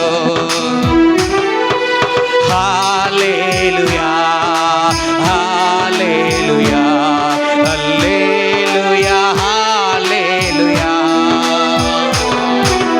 ಕತ್ತಲೆಯ ಸಮಯದಿ ಬೆಳಕಾಗಿರು, ಮರಣದ ಸಮಯದಿ ಜೀವವಾಗಿರು. ಕತ್ತಲೆಯ ಸಮಯದಿ ಬೆಳಕಾಗಿರು, ಮರಣದ ಸಮಯದಿ ಜೀವವಾಗಿರು. ನನ್ನ ಹತ್ತಿರವಿರು ಓ ಯೇಸುವೆ, ನಿನ್ನನ್ನು ಬಿಟ್ಟು ಬಾಳಲಾರನು. Hallelujah hallelujah hallelujah hallelujah hallelujah hallelujah hallelujah hallelujah. ನಿನ್ ವಾಕ್ಯ ಓದುವ ಸಮಯದಿ ಗುರುವಾಗಿರು, ಪ್ರಾರ್ಥಿಸುವ ಸಮಯದಿ ದೇವರಾಗಿರು. ವಾಕ್ಯ ಓದುವ ಸಮಯದಿ ಗುರುವಾಗಿರು, ಪ್ರಾರ್ಥಿಸುವ ಸಮಯದಿ ದೇವರಾಗಿರು. ನನ್ನ ಹತ್ತಿರವಿರು ಓ ಯೇಸುವೆ, ನಿನ್ನನ್ನು ಬಿಟ್ಟು ಬಾಳಲಾರನು. Hallelujah hallelujah hallelujah hallelujah hallelujah hallelujah hallelujah hallelujah hallelujah. ಕಣ್ಣೀರಿನ ಸಮಯದಿ ತಾಯಿಯಾಗಿರು, ಸಾಲದ ಸಮಯದಿ ತಂದೆಯಾಗಿರು. ಕಣ್ಣೀರಿನ ಸಮಯದಿ ತಾಯಿಯಾಗಿರು, ಸಾಲದ ಸಮಯದಿ ತಂದೆಯಾಗಿರು. ನನ್ನ ಹತ್ತಿರವಿರು ಓ ಯೇಸುವೆ, ನಿನ್ನನ್ನು ಬಿಟ್ಟು ಬಾಳಲಾರನು. கூடவே இருங்க. ಹತ್ತಿರವೇ ಇರು. If you have an angel of God with you, ದೇವದೂತನು ನಿಮ್ಮ ಸಂಗಡ ಇದ್ದಾರೆ. then உங்க கூட அவர் இருந்தாங்கன்னா ಆತ ನಿಮ್ಮ ಸಂಗಡ ಇದ್ದರೆ காரியங்கள் மாறிடும், ಕಾರ್ಯಗಳು ಬದಲಾಗುತ್ತೆ, காரியங்கள் வெளிப்படும். ಕಾರ್ಯಗಳು ಪ್ರಕಟಣೆ ಆಗುತ್ತೆ. லூக்கால 22 அதிகாரத்துல 43 வசனத்தை பார்த்தீங்கன்னா, கெத்செமனே தோட்டத்துல ஆண்டவராகிய இயேசு கிறிஸ்து முழங்கால் படியிட்டு அழுது புலம்பி ஜெபிக்கிறார். அவருடைய வேர்வை கூட ரத்தத்தின் பெருந்துளிகளாய் விழுந்தது. ಯೇಸು ಕ್ರಿಸ್ತನು ಗೆತ್ಸೆಮನೆ ತೋಟದಲ್ಲಿ ಮೊಣಕಾಲು ಹಾಕಿ ಪ್ರಾರ್ಥನೆ ಮಾಡುತ್ತಿರುವಾಗ ಆತನ ಬೇವರುಗಳು ರಕ್ತದೋಪಾದಿಯಲ್ಲಿ ಆಯಿತು ಎಂಬುದಾಗಿ ನೋಡುತ್ತೇವೆ. அங்க வேதம் சொல்கிறது 43வது வசனத்துல, அப்பொழுது வானத்திலிருந்து ஒரு தூதன் தோன்றி அவரை யார் பலப்படுத்துறது? 22ನೇ ಅಧ್ಯಾಯ 43ನೇ ವಚನ ನೋಡುತ್ತೇವೆ. ಆಗ ಪರಲೋಕದಿಂದ ಒಬ್ಬ ದೇವದೂತನು ಆತನಿಗೆ ಕಾಣಿಸಿಕೊಂಡು ಆತನನ್ನು ಬಲಪಡಿಸಿದನು. ಯಾರು ಯಾರನ್ನ ಬಲಪಡಿಸ್ತಾ ಇರೋದು? ಎಫೆಸಿಯರೇ பாத்தீங்கன்னா உண்டானது எல்லாம் அவராலே உண்டாயிற்று. ಆತನಿಂದ ಎಲ್ಲವೂ ಉಂಟಾಯಿತು ಎಂಬುದಾಗಿ ಎಫೆಸಬರ ಪತ್ರಿಕೆ. தேவதூதர்களை யார் உண்டாக்கினா? ದೇವದೂತರುಗಳನ್ನು ಯಾರು ಸೃಷ್ಟಿ ಮಾಡಿದ್ದು? இதே கர்த்தராகிய இயேசு கிறிஸ்து, அவருக்கு வார்த்தை என்று பெயர். அப்பொழுது ಇದೇ ಯೇಸು ಕ್ರಿಸ್ತನಿಗೆ ಆತನು ವಾಕ್ಯ ಎಂಬುದಾಗಿ ಹೆಸರು. ಆವಾಗ அவரை தான் குரு என்று சொல்கிறார்கள் நம்ம தேசத்து மக்கள். ಆತನನ್ನೇ ಗುರು ಎಂಬುದಾಗಿ ನಮ್ಮ ದೇಶದ ಜನರು ಕರೆಯುತ್ತಾರೆ. உருவாக்குகிறவர், ಆತನು ಸೃಷ್ಟಿ ಮಾಡುವವನು. தூதனை உருவாக்கினார். அந்த தூதன் வந்து இவருக்கு இப்போ பலப்படுத்துகிறான். ದೇವದೂತರುಗಳನ್ನ ಸೃಷ್ಟಿ ಮಾಡಿದ ಆ ದೇವದೂತನು ಬಂದು ಈಗ ಈತನನ್ನ ಬಲಪಡಿಸುತ್ತಿದ್ದಾನೆ. எலியா பலவீனப்பட்டார். ಎಲಿಯನು ಬಲಹೀನನಾದ. 40 நாள் புசியாமலும் குடியாமலும் நடந்தார். 40 ದಿನ ಊಟ ಮಾಡದೆ ತಿನ್ನದೆ ಕುಡಿಯದೆ ನಡೆದನು. போய் மலையில உட்கார்ந்து ஒளிந்து கொண்டு படுத்து கொண்டிருந்தார். ಆತನು ಹೋಗಿ ಕೂತ್ಕೊಂಡು ಬೆಟ್ಟದಲ್ಲಿ தேவதூதன் தோன்றினான். ದೇವದೂತ ದೂತರುಗಳು ಪ್ರಕಟಣೆ அவரை ಆದರು. தட்டி எழுப்பினான். ಆತನನ್ನು ತಟ್ಟಿ ಎಬ್ಬಿಸಿದನು. ಎಲಿಯಾವೇ, ಎಲಿಯನೇ, புசித்து குடி, ನೀನು ತಿಂದು ಕುಡಿ, நீ போக வேண்டிய தூரம் வெகு தூரம். ನೀನು ಹೋಗಬೇಕಾದ ದೂರ ಬಹು ದೂರ. யார் வந்தா? ಯಾರು ಬಂದ್ರು? தேவதூதன் வந்தான். ದೇವದೂತರುಗಳು ಬಂದ್ರು. வேதத்தை வாசித்து பாருங்கள், எங்க அங்கே ಅಲ್ಲಲ್ಲಿ ಓದಿ ನೋಡ್ರಿ, ದೇವರ ವಾಕ್ಯದಲ್ಲಿ ಅಲ್ಲಲ್ಲಿ வேத வசனம் சொல்லுகிறது. ದೇವರ ವಾಕ್ಯ ಹೇಳುತ್ತದೆ. ஆதியாகம புத்தகத்துல ಆದಿಕಾಂಡ ಪುಸ್ತಕದಲ್ಲಿ 28ஆம் அதிகாரத்துல 29ನೇ ಅಧ್ಯಾಯದಲ್ಲಿ யாக்கோபு வெறும் தனியாய் ஒன்றும் கோலும் கையுமாய் போய் கொண்டிருக்கிறார். ಯಾಕೋಬನು ಬರೀ ಕೈಯಲ್ಲಿ ಆತನು ಹೋಗುತ್ತಿದ್ದಾನೆ. தன் தகப்பன் வீட்டிலிருந்து அவன் கொண்டு போன எல்லாம் அழிந்து போனது வழியிலேயே. ಆತನು ತಂದೆಯ ಮನೆಯಲ್ಲಿ ಹೋಗುತ್ತಿದ್ದಂತ ವೇಳೆಯಿಂದ ಎಲ್ಲವೂ ಆತನಿಂದ ಬಿಟ್ಟು ಹೋಯ್ತು. ஆனா அன்னைக்கு ராத்திரி வெறும் கல்லுதான் இருந்துச்சு, கல்லை வச்சு படுத்துக்கிட்டான். ಅವತ್ತು ಬೇರೆ ನೋಡ್ಬೇಕು, ಒಂದು ಕಲ್ಲಿತ್ತು, ಕಲ್ಲನ್ನ ತಲೆಗೆ ಇಟ್ಟುಕೊಂಡು ಮಲಗಿಕೊಂಡ. ரதம் இல்லை, குதிரை இல்லை, படுக்கை இல்லை, மெத்தை இல்லை, தண்ணீர் இல்லை, சொம்பு தான் இருந்தது. ಅವತ್ತು ರಥ ಇಲ್ಲ, ಏನಿಲ್ಲ, ಹಾಸಿಗೆ ಇಲ್ಲ, ಬರೀ ಕಲ್ಲಿತ್ತು, ಚೊಂಬು ಮಾತ್ರ ಇಷ್ಟಷ್ಟೇ. அவன் கையில ஒரு கோல் மாத்திரை இருந்தது. ಆತನ ಕೈಯಲ್ಲಿ ಬರೀ ಕೋಲು ಮಾತ್ರ ಇತ್ತು. அந்த ராத்திரியிலே தேவதூதர்கள் தோன்றினார்கள். ಆ ರಾತ್ರಿಯಲ್ಲಿ ದೇವದೂತರುಗಳು ಆತನಿಗೆ ಪ್ರಕಟಣೆ ಆದರು. ஏனிலே இறங்கினார்கள், ஏனிலே ஏறினார்கள். ಏಣಿಲಿ ಹತ್ತಿದರು, ಏಣಿಂದ ಇಳಿದರು. ஏன்? ಯಾಕೆ? யாக்கோபை பலப்படுத்தும்படி, ಯಾಕೋಬನನ್ನು ಬಲಪಡಿಸುವುದಕ್ಕಾಗಿ. அருமையான தேவ பிள்ளையே, ಪ್ರಿಯವುಳ್ಳ ದೇವಜನರೇ, இது தேவன் நமக்கு கொடுக்கிற ஒரு பெரிய சத்துவம். ಇದು ದೇವರು ನಮಗೆ ಕೊಡುವಂತ ಒಂದು ದೊಡ್ಡ ಸತ್ವವಾಗಿದೆ. வேதம் சொல்கிறது, ವೇದ ಹೇಳುತ್ತದೆ, தேவனுடைய 7 ஆவிகள், ದೇವರ 7 ಆತ್ಮಗಳು, 7 spirits of God. ದೇವರ 7 ಆತ್ಮಗಳು. ஆத்மான்னு சொன்னா ஏதோ அப்படி காத்துல பிஸ்ன்னு வரும் அப்படின்னு நினைச்சிடாது. ಆತ್ಮ ಅಂದ ತಕ್ಷಣ ಗಾಳಿಲಿ ಏನೋ ಬರುತ್ತೆ ಎಂಬುದಾಗಿ அது ஒரு நபர், ಅದೊಂದು ವ್ಯಕ್ತಿ, it's a person. ಅದೊಂದು ವ್ಯಕ್ತಿಯಾಗಿದ್ದಾನೆ. தேவதூதன் வந்து நிற்பான். ದೇವದೂತನು ಬಂದು ನಿಲ್ಲುತ್ತಾನೆ. இயேசு மரித்து உயிரோடு எழுந்திருக்கும் போது யார் வந்தா? ಯೇಸು ಪುನರುತ್ಥಾನವಾಗಿ ಎದ್ದ ಮೇಲೆ ಯಾರು ஒரு ಬಂದಿದ್ರು? தேவதூதன் இறங்கி கல்லை புரட்டி தள்ளினான் என்று எழுதியிருக்கிறது. ದೇವದೂತನು ಬಂದು ಕಲ್ಲನ್ನು ಉರುಳಿಸಿದನು. வேதத்தை வாசித்து பாருங்கள். ವೇದದಲ್ಲಿ ಓದಿ ನೋಡ್ರಿ. மரியாள் அன்று காலையிலே எழுந்து ஓடி வந்தார். ಮರಿಯಾಳು ಮುಂಜಾನೆಯಲ್ಲಿ ಎದ್ದು ಓಡಿ ಬಂದ್ಲು. பயம் இல்லாமல், நடுக்கம் இல்லாமல், அவளுக்குள்ள இருந்ததெல்லாம் ஒரே வேகம், இயேசுவை பார்க்க வேண்டும். ಯಾವ ಇಲ್ಲ, ಭಯ ಇಲ್ಲ, ನಡುಕ ಇಲ್ಲ. ರಾತ್ರಿ ವೇಳೆಯಲ್ಲೂ ಸಹ ಅವಳಿಗಿದ್ದಂತ ಒಂದೇ ಒಂದು ಬಯಕೆ, ನಾನು ಯೇಸುವನ್ನು ನೋಡಬೇಕು. எல்லாம் அங்கே நின்னுட்டாங்க. இவன் மாத்திரம் கல்லறைக்குள் ஓடி போய் பார்த்தான். ಎಲ್ಲರೂ ಅಲ್ಲೇ ನಿಂತು ಬಿಟ್ರು. ಆದ್ರೆ ಇವಳು ಮಾತ್ರ ಓಡಿ ಹೋಗಿ ಸಮುದ್ರ ಅಲ್ಲಿ ಸಮಾಧಿ ನೋಡಿದ್ರು. கால் மாட்டுல ஒருத்தன் உட்கார்ந்தாங்க. அங்க இயேசுனுடைய சரீரம் இல்லை, அவர் உயிர்த்தெழுந்தார். ಒಬ್ಬ ತಲೆಯ ಭಾಗದಲ್ಲಿ ಇನ್ನೊಬ್ಬನು ಕಾಲಿನ ಭಾಗ ಗುರ್ತಿದ್ದನು. ಅಲ್ಲಿ ಯೇಸುವಿನ ದೇಹ ಇರಲಿಲ್ಲ. ಯೇಸು ಪುನರುತ್ಥಾನವಾಗಿದ್ದ. இயேசு உயிரோடு எழுந்தார் என்ற செய்தியை சொன்னது யாரு? ಯೇಸು ಪುನರುತ್ಥಾನವಾಗಿ ಎದ್ದನೆಂಬ ಸಂದೇಶ ಹೇಳಿದವನು ಯಾರು? தேவதூதன் அவளை பார்த்து சொன்னார், நீ யாரை தேடுகிறார்? அவர் அங்கே இல்லை, அவர் ಉಯಿತೆಳುತ್ತಾರ್. ನೀನು ಯಾರನ್ನು ಹುಡುಕುತ್ತಿದ್ದೀಯಾ? ಆತನು ಪುನರುತ್ಥಾನವಾಗಿದೆ ಎನ್ನುವುದಾಗಿ ಯೇಸು ಹೇಳಿದ. ದೇವದೂತನು ಹೇಳಿದ. இந்த செய்திகளை யார் நமக்கு கொடுப்பது பிரியமானவர்களே? ಈ ಸಂದೇಶಗಳನ್ನು ಯಾರು ಪ್ರಿಯರೇ ನಮಗೆ ಕೊಡುವುದು? தேவதூதர்கள். கையில் இருக்கிற புத்தகங்கள் வெறும் சின்ன காரியங்கள் தான் எழுதப்பட்டிருக்கிறது. ವೇದದಲ್ಲಿರುವ ಪುಸ್ತಕಗಳು ಸಣ್ಣ ಸಣ್ಣ ಕಾರ್ಯಗಳು ಮಾತ್ರ ಬರೆದಿದೆ. யோவான் என்ன சொன்னார்? ಯೋಹಾನ ಹೇಳಿದ, இயேசு செய்த அற்புதங்கள் ஏராளமை. ಯೇಸು ಮಾಡಿದ ಅದ್ಭುತಗಳು ಏರಾಳವಾದವುಗಳು. எழுதினதோ ரொம்ப சில, ನಾವು ಬರೆದಿರುವುದು ಕೆಲವು ಮಾತ್ರವೇ. அவர் செய்ததெல்லாம் எழுதினால் உலகங்கள் கொள்ளாது. ಆತನು ಮಾಡಿದ ಅದ್ಭುತಗಳನ್ನು ಬರೆಯುವುದಾದರೆ ಲೋಕವೇ ಸಾಲದು ಎಂಬುದಾಗಿ ಹೇಳಿದ. ஒரு 3.5 வருஷம் இயேசு செய்த அற்புதங்களை எழுதினாலே உலகம் கொள்ளாது என்றால், இத்தனை ஆயிரம் கோடி வருஷங்கள் காரியங்களை நீங்கள் நாளும் அறிய வேண்டியது எத்தனை அவசியம். ಯೇಸು 3.5 ವರ್ಷಗಳ ಕಾಲದಲ್ಲಿ ಮಾಡಿದಂತ ಸೇವೆಯಲ್ಲೇ ಈ ಲೋಕ ಹಿಡಿಯಲಾರದಷ್ಟು ಅದ್ಭುತಗಳನ್ನು ಮಾಡಿದಾದರೆ ಇವತ್ತು ಪ್ರಿಯರೇ ನೀವು ಮತ್ತು ನಾವು ತಿಳ್ಕೊಳ್ಬೇಕಾದ್ರೆ ಇನ್ನೆಷ್ಟಿದೆ. ஒரு 4 வருஷம் பைபிள் காலேஜ் படிச்சிட்டா எல்லாம் முடிஞ்சிருமா? 4 ವರ್ಷ ಬೈಬಲ್ ಕಾಲೇಜ್ ಓದ್ಬಿಟ್ರೆ ಎಲ್ಲ ಮುಗಿದು ಹೋಗುತ್ತಾ? 2 வருஷம் எக்ஸ்ட்ரா டிவினிட்டி படிச்சிட்டா முடிஞ்சிருமா? 2 ವರ್ಷ ಡಿವಿನಿಟಿ ಬರೆದು ಹೋಗ್ಬಿಟ್ರೆ ಮುಗಿದು ಹೋಗ್ಬಿಡುತ್ತಾ? 50 வருஷம் ஊழியம் பண்ணிட்டா எல்லாம் தெரிஞ்சிருமா? 50 ವರ್ಷ ಸೇವೆ ಮಾಡ್ಬಿಟ್ರೆ ಎಲ್ಲ ಗೊತ್ತಾಗ್ಬಿಡುತ್ತಾ? என்ன பிரியமானவர்களே, ಏನು ಪ್ರಿಯರೇ, நமக்கு ரகசியங்களை அறிவிக்கிறவர்கள் இவர்களே. ನಮಗೆ ರಹಸ್ಯಗಳನ್ನು ತಿಳಿಯಪಡಿಸುವರು ಇವರೇ. தான் ஏசாயா சொல்கிறார். ಅದಕ್ಕಾಗಿ ಯೆಶಾಯ ಹೇಳ್ತಾನೆ 11ஆம் அதிகாரம் 2ஆம் வசனத்துல, 11ನೇ ಅಧ್ಯಾಯ 2ನೇ ವಚನದಲ್ಲಿ கர்த்தருடைய 7 ஆவிகளை குறித்து வெளிப்படுத்தும் போது அவர் சொல்ற வார்த்தைகளை கவனித்து பாருங்கள். ಇಲ್ಲಿ ದೇವರ ಆತ್ಮನ 7 ಆತ್ಮಗಳನ್ನು ಕುರಿತು ಹೇಳುವಾಗ ಗಮನಿಸಿ ನೋಡ್ರಿ. ಜ್ಞಾನ. அப்ப 7 ஆவிகளிலே முதல் ஆவி ஞானம் என்னும் ஆவி.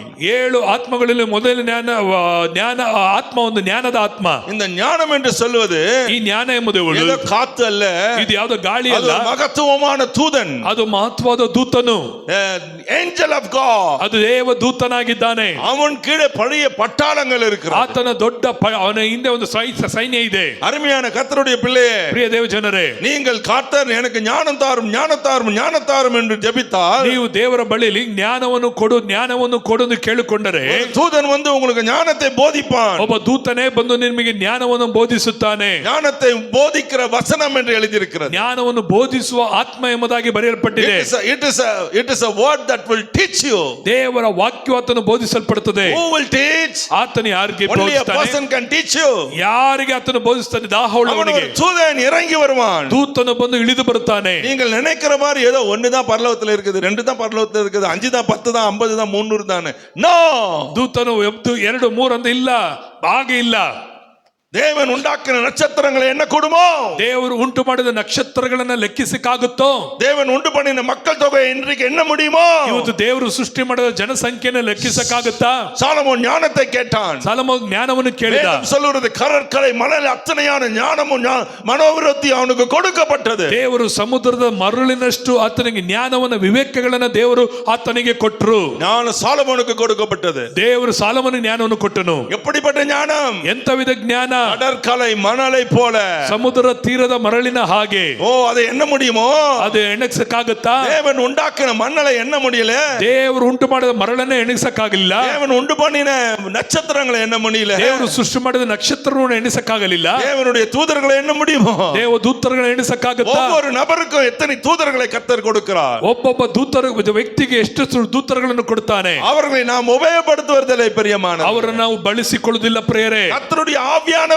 ಕರ್ತನ ಆತ್ಮನು காதுள்ளவனுக்கு பேசுகிறார், ಕಿವಿ ಉಳ್ಳವನಿಗೆ ಮಾತಾಡುತ್ತಾನೆ. நீங்கள் இதை அறிந்தால் ನೀವು ಇಲ್ಲಿ ತಿಳ್ಕೊಂಡ್ರೆ ஞானத்தின் ரகசியங்களை அறிந்து கொள்ள முடியும். ಜ್ಞಾನದ ರಹಸ್ಯಗಳನ್ನು ತಿಳ್ಕೊಳ್ಳಕ್ಕಾಗುತ್ತೆ. ஓ கர்த்தருடைய பிள்ளையே, ಓ ದೇವ ಮಕ್ಕಳೇ, நீங்கள் உபவாசித்து ஜெபிக்கும் போது என்ன சம்பவிக்கிறது? ನೀವು ಉಪವಾಸ ಇದ್ದು ಪ್ರಾರ್ಥಿಸುವಾಗ ಏನ್ ಸಂಭವಿಸುತ್ತೆ? கர்த்தர் ஞானத்தை உங்களுக்குள்ளே ಕರ್ತನು போதிப்பார். ನಿಮಗೆ ಜ್ಞಾನವನ್ನು ಬೋಧಿಸುತ್ತಾನೆ. வேத வசனத்தின் ரகசியங்கள் வெளிப்படுத்தப்படும். ವಾಕ್ಯದ ರಹಸ್ಯಗಳು ನಿಮಗೆ ತಿಳಿಯಪಡಿಸುತ್ತಾನೆ. ஆகவேதான் வேதம் சொல்கிறது, ಆತನು ಕುರಿತು ವೇದ ಹೇಳುತ್ತದೆ, நீதிமொழிகள் ಜ್ಞಾನೋಕ್ತಿಗಳು 2ஆம் அதிகாரம் 2ನೇ ಅಧ್ಯಾಯ 1ஆம் வசனத்தை வாசித்தால், 1ನೇ ವಚನ ಓದಿಕೊಳ್ಳುವುದಾದರೆ, மகனே, ನನ್ನ மகನೇ, உன் செவியை ஞானத்துக்கு சாய்த்து உன் இருதயத்தை புத்திக்கு அமைய பண்ணு. ನನ್ನ ವಿಧಿಗಳಿಗೆ ನಿಧಿಯಂತೆ ಕಾಪಾಡಿಕೆ ನಿನ್ನ ಕಿವಿಯನ್ನು ಜ್ಞಾನದ ಕಡೆಗೆ ಕೊಡು.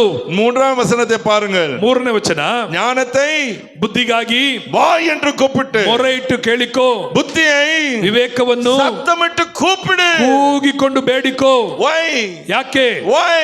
ಯಾಕೆ? Why should you call? ನೀವು ಯಾಕೆ ಕೂಗಬೇಕು? He has to listen to you. ಆತ ನಿಮ್ಮನ್ನು ಕೇಳುತ್ತಾನೆ. அப்ப ஞானம் என்பது ஒரு நபர், அதற்கு காது உண்டு, நீ கூப்பிடுவதை கேட்பதற்கு. ಜ್ಞಾನ ಎಂಬುದು ವ್ಯಕ್ತಿಯಾಗಿದ್ದಾನೆ. ಆತನು ನೀವು ಕೂಗುವಾಗ ಆತನು ಕೇಳುತ್ತಾನೆ.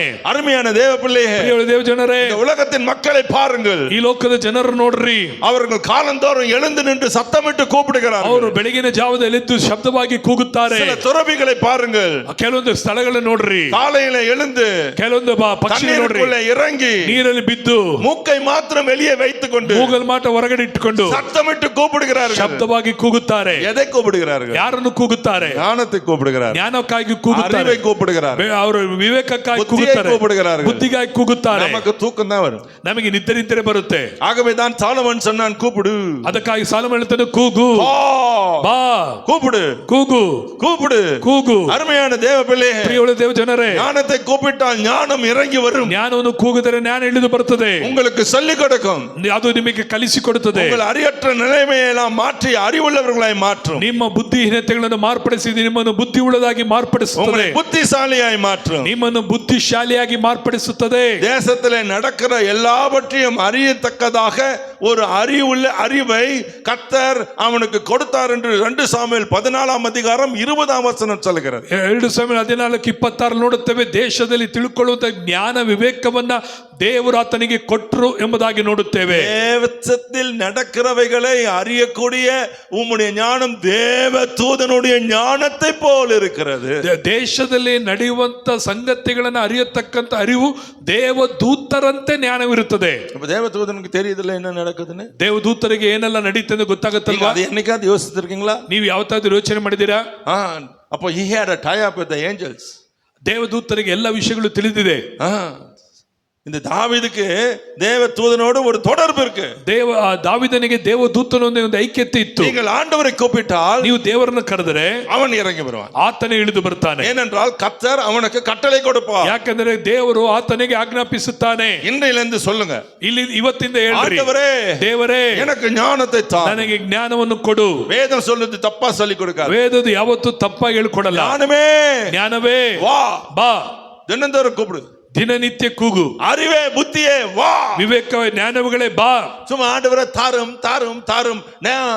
God said call. ದೇವರೇ ಕೊಡು ಕೊಡು ಕೊಡಲ್ಲ, ದೇವರು ನೋಡಿ ಕೂಗಿರಿ. புரியலையா? ಅರ್ಥ ಆಗ್ಲಿಲ್ವಾ? புரியலையா? ಅರ್ಥ ಆಗ್ಲಿಲ್ವಾ?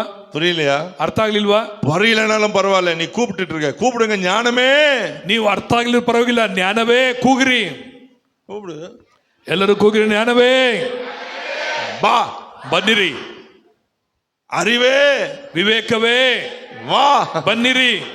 புத்தியே, ತಿಳುವಳಿಕೆಯೇ வா, ಬನ್ನಿರಿ. பைபிள் தானே சொல்லுது. பைபிள் தானே சொல்லுது. ನಿಮ್ಮ ಬೈಬಲ್ ಅದೇ ತಾನೇ ಬರೆದಿದೆ. சொல்லுதா இல்லையா? ಹೌದಾ ಇಲ್ವಾ? ஏன் அப்ப கூப்பிட்டாதான் வரும். ಆದರೆ ಕೂಗಿದ್ರೆ ಬರುತ್ತದೆ. உபாசத்துல என்ன செய்வியே பின்ன? உபவாசம். ஆண்டவரே என் புள்ள படிக்கல, ஆண்டவரே என் பொண்ணு ஃபெயில் ஆயிடுச்சு, ஏன் என் பிசினஸ் நாசா போச்சு, எனக்கு எல்லாம் ஏன் ஞானம் இல்ல, ஏன் இல்ல? ಕೂಪಿಡ್ಲ. ಉಪವಾಸ ನಮ್ಮ ಪ್ರಾರ್ಥನೆ, ದೇವರೇ ನಮ್ಮ ಮಗಳು ಓದ್ತಾ ಇಲ್ಲ, ದೇವರೇ ನಮ್ಮ ಮಗಳು ಫೇಲ್ ಆಗ್ಬಿಟ್ಲು, ಬಿಸ್ನೆಸ್ ಎಲ್ಲ ಲಾಸ್ಟ್ ಆಯಿತು, ದೇವರೇ ನನ್ನ ಬಿಸ್ನೆಸ್ ಅದಾಯಿತು ಇದಾಯ್ತು ಅಂತೇಳಿ ಇದನ್ನೇ ಕೂಗ್ತೀವಿ. ಜ್ಞಾನ ಇಲ್ಲ. ಯಾಕೆ? உலகத்தான போய் கேட்டுன்னு போ, ಲೋಕದವರು ನಾವು ಕೇಳ್ಬೇಕು, என்ன ಬಲ್ಲಬದು, என்ன செய்யுது ಸಿಸ್ಟರ್, ಏನ್ ಮಾಡೋದು ಬ್ರದರ್? அவன் போலீஸ் ஸ்டேஷன் போகணுமா இல்ல கோர்ட்டுக்கு போகணுமா? ಅವನು ಸ್ಟೇಷನ್ಗೆ ಹೋಗ್ಬೇಕು, அந்த டாக்டர் கிட்ட போ, ಆ ಡಾಕ್ಟರ್ இந்த ಆಸ್ಪತ್ರೆಗೆ ಪೋ, ಈ ಅಂತ ಆಸ್ಪತ್ರೆಗೆ ಹೋಗು. உன்னை இருக்கிற ಮೊಟ್ಟೆயும் ಗಮ್ಮನ್ನು ಮೊತ್ತமா ವಹಿಸಿ ಎತ್ತರು, ನಿನ್ನಂತ ಎಲ್ಲವನ್ನು ವಾಚಿಕೊಂಡು ನಿನ್ನನ್ನು ಬೋಳಿಸ್ಬಿಡ್ತಾನೆ. கர்த்தரை கூப்பிடுங்க, ಕರ್ತನನ್ನು ಕೂಗಿರಿ, ஞானம் உங்களுக்குள் இறங்கி வரும். ಜ್ಞಾನವು ನಿಮ್ಮಲ್ಲಿ ಇಳಿದು ಬರ್ತದೆ. எத்தனை பேருக்கு ஞானம் வேணும்? ಎಷ್ಟು ಮಂದಿಗೆ ಜ್ಞಾನ ಬೇಕು? நல்லா கட்டுக்கீங்க, ಚೆನ್ನಾಗಿ ಕೈ ಎತ್ತಿ ತೋರಿಸ್ರಿ. உங்க ஒவ்வொருத்தருக்கும் தேவதூதனை கர்த்தர் கொடுத்திருக்காரு. ನಿಮ್ಮೊಬ್ಬೊಬ್ಬರಿಗೂ ದೇವರು ತನ್ನ ದೂತರನ್ನು ಇಟ್ಟಿದ್ದಾನೆ. புடவை வாங்குறீங்க, ಸೀರೆ ತೊಳ್ತೀರಾ, வீடு நிலம் வாங்குறீங்க, ನೀವು ಜಾಗ ಭೂಮಿಯನ್ನು ತೊಳ್ತೀರಾ, இவனை கூப்பிட்டு வாங்கிங்க, ಇವ್ರನ್ನ ಕರೆದು ಕೊಂಡ್ಕೊಳ್ರಿ. ஹலோ ಕೇಳ್ರಿ, பேசுறா கேக்குதா? ನಾ ಮಾತಾಡೋದು ಕೇಳ್ತಾ ಇದೆಯಾ? எங்க கேக்குது? ಎಲ್ಲಿ ಕೇಳ್ತಾ ಇದೆ? ஒண்ணுமே புரியல அவளுக்கு. ನಿಮಗೆ ಏನು ಅರ್ಥ ಆಗ್ತಾ ಇಲ್ಲ. நான் தைரியமா பேசுறேன், எனக்கு பயமே இல்ல. ನಾನು ಧೈರ್ಯವಾಗಿ ಮಾತಾಡ್ತೇನೆ, ನನ್ ಭಯನೇ ಇಲ್ಲ. ஏன்னா நீங்கெல்லாம் நல்லா இருக்கணும்னு எனக்கு ஆசை. ಯಾಕಂದ್ರೆ ನೀವು ಚೆನ್ನಾಗಿರ್ಬೇಕಂತ ನನ್ನ ಆಸೆ. எப்படி இருக்கணும்? ನೀವೆಲ್ಲ ಹೆಂಗಿರ್ಬೇಕು? அதுக்கு தலைமையில கை வச்சுனா ஐயோ நான் உட்காந்துக்க முடியாது. ತಲೆ ಮೇಲೆ ಕೈ ಇಟ್ಕೊಂಡು ಅಯ್ಯೋ ಅಪ್ಪ ಅಂತ ಅಳ್ತಾ ಇರ್ಬೇಕಾ ಯಾವಾಗಲೂ? ಏನೋ ಮಣಿ, ಹಣ ಗೊತ್ತಾ? ಹಣ தெரியுமா? அண்ணாவா? பணம் என்ன வருது? மணினா ಹಣ, அடா, ಹಣ, ಹಣ, ಹಣ, அடார், ಹಣ, அடா, ಹಣ, அண்ணா, அண்ணா, ಹಣ, அண்ணா. ஓ அண்ணா, அதான் 1.5 2.5 அந்த காலத்துல. அண்ணா, நாங்க அண்ணான்னு அண்ணா. ಹಣ. அண்ணா யாரு தெரியுமா? ಹಣ ಯಾರು ಗೊತ್ತಾ? யாரு? ಯಾರು? உங்க அண்ணனா? ನಿಮ್ಮ ಅಣ್ಣನ? யாருப்பா?